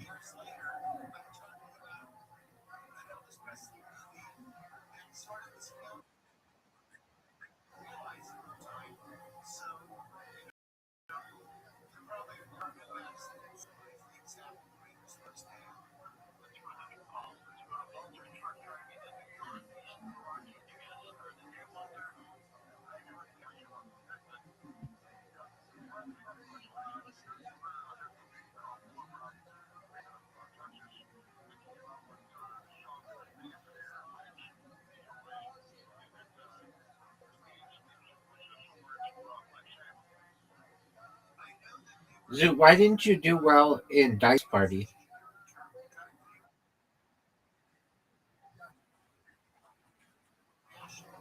No, you don't. You did really well, dude.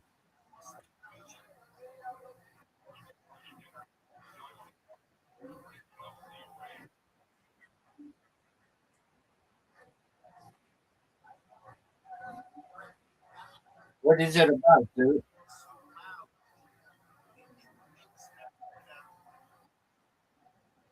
What'd you say, big man?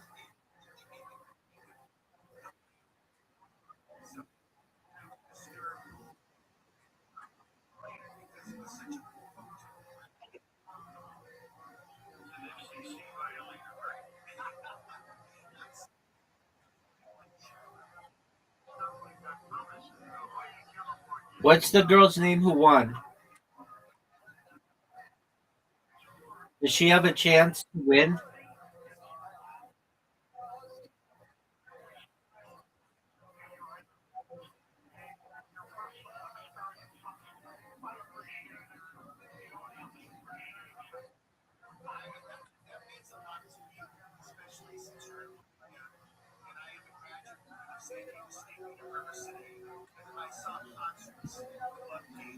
And if she wins, you could basically say that you got second in the entire country.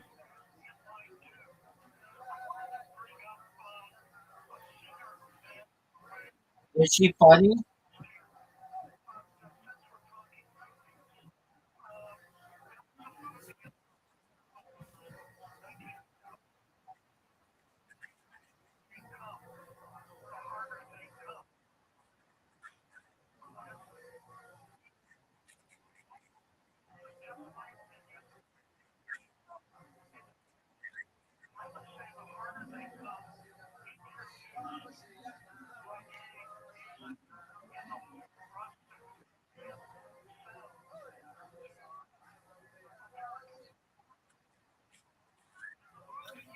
In England?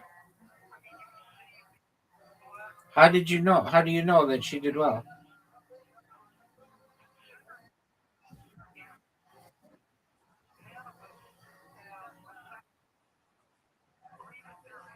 So how do you even know though?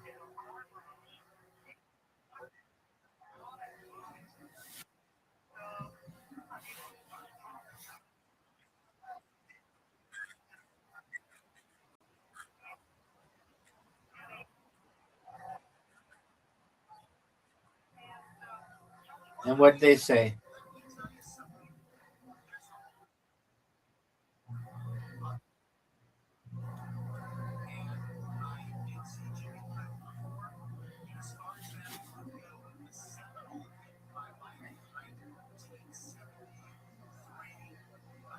And what did they say?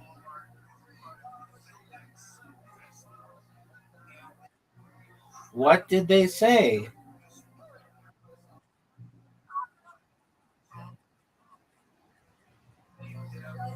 So there's a chance that she could win.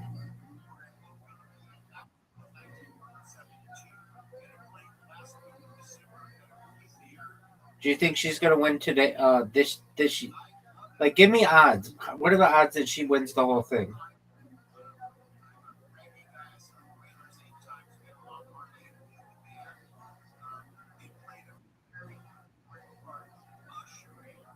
Yo,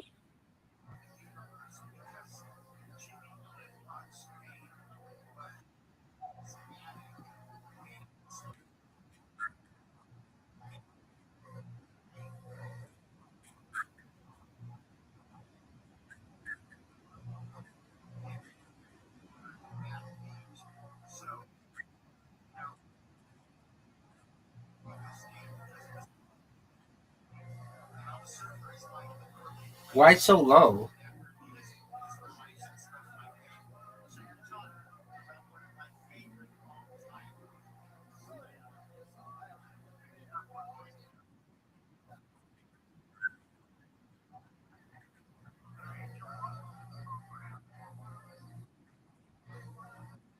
And if she wins, and if she wins, if she wins,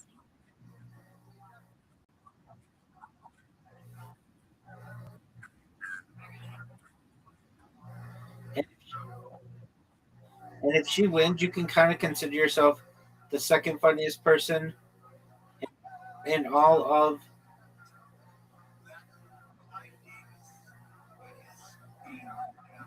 in the whole all of Australia. Do you hate when people call Australia Austria or Austria Australia?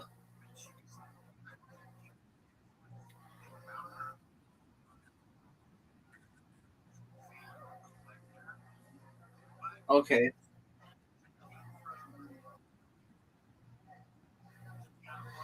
Do you want to watch Fighter and the Kid with me? Dude, why don't you like Fighter and the Kid? It's the worst. It's the worst, dog. It is the worst.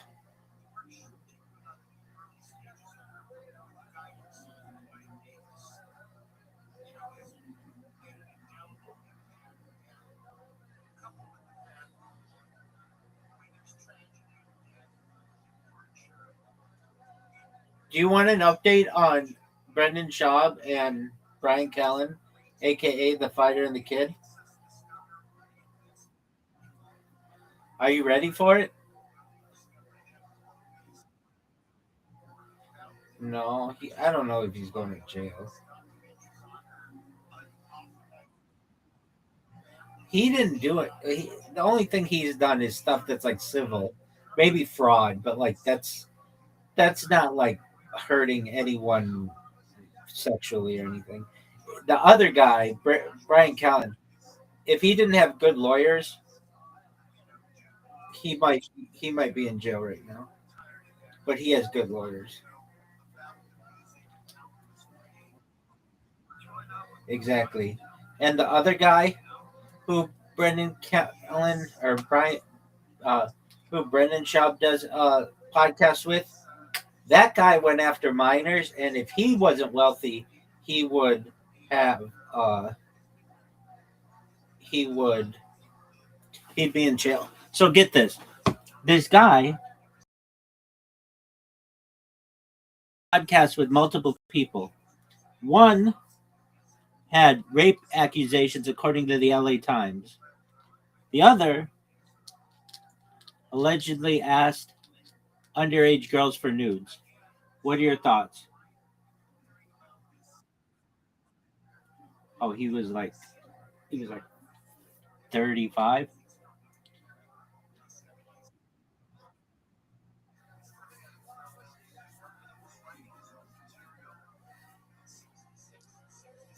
Don't you think you would say, "Hey, it's been fun that we've done this podcast, but these accusations just absolutely make you toxic. We're done."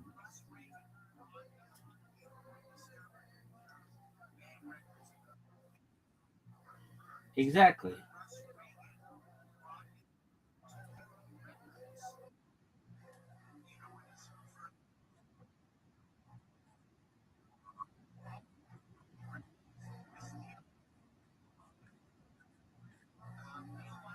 Yeah, I mean, I believe everybody deserves a second chance or whatever. That's cool, but um, do I really think that Brian Callen raped a chick?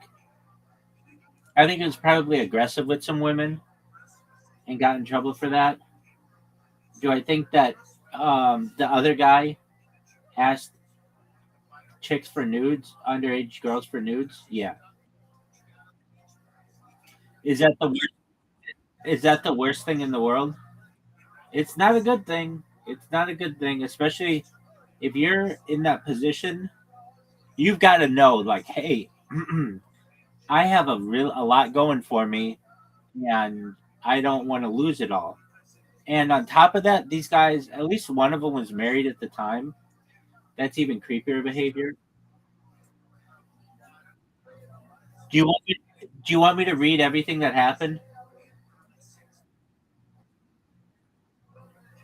Doug, why don't you enjoy this? You know that there's a Fighter and the Kid that airs tomorrow, don't you? On what days does The Fighter and the Kid air, Zoot? Go. The Fighter and the Kid airs generally on Tuesdays and Thursdays every week. Are you aware of that now? Okay. On what days does the Shab Show air?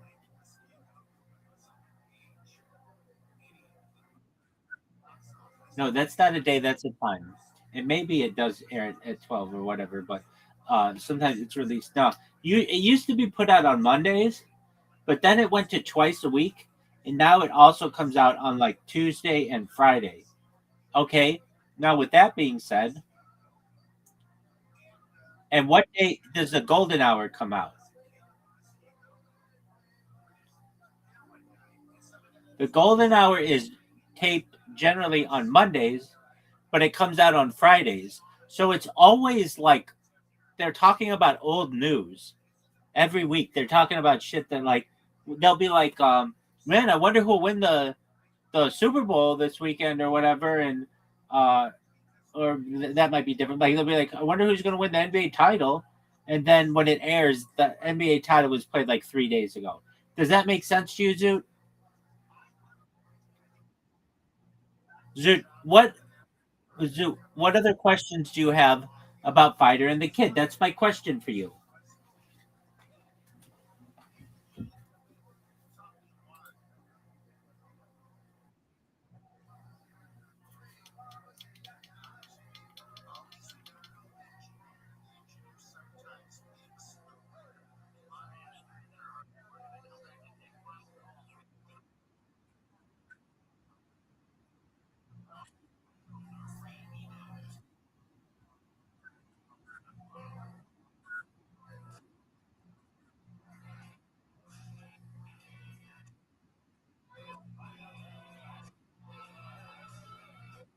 Do you know who Whitney Cummings is, Zoot?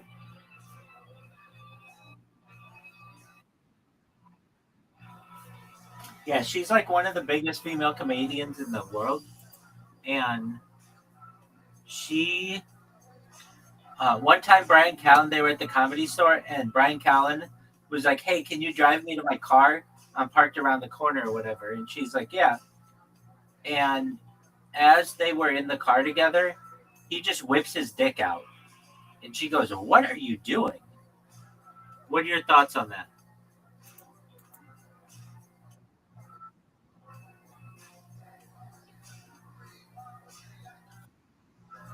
Okay. Now here's another one. One time at the Comedy Store, do you know who Bobby Lee is? Zoo, do you know who Bobby Lee is?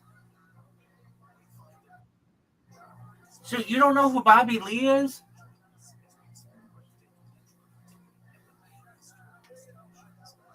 He's putting out a special.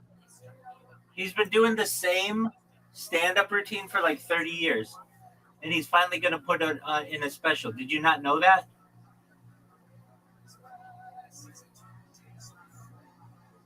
All right, so Zoot, I'm gonna teach you everything you need to know about Bobby Lee. This is ridiculous. Remember that time I sent you that big long list of Reddit posts, and I said to watch it? All right, so many of them had to do with this situation. So Bobby Lee had a girlfriend slash fiance slash girl he called his wife. Her name is Kalila. All right. Do you understand that?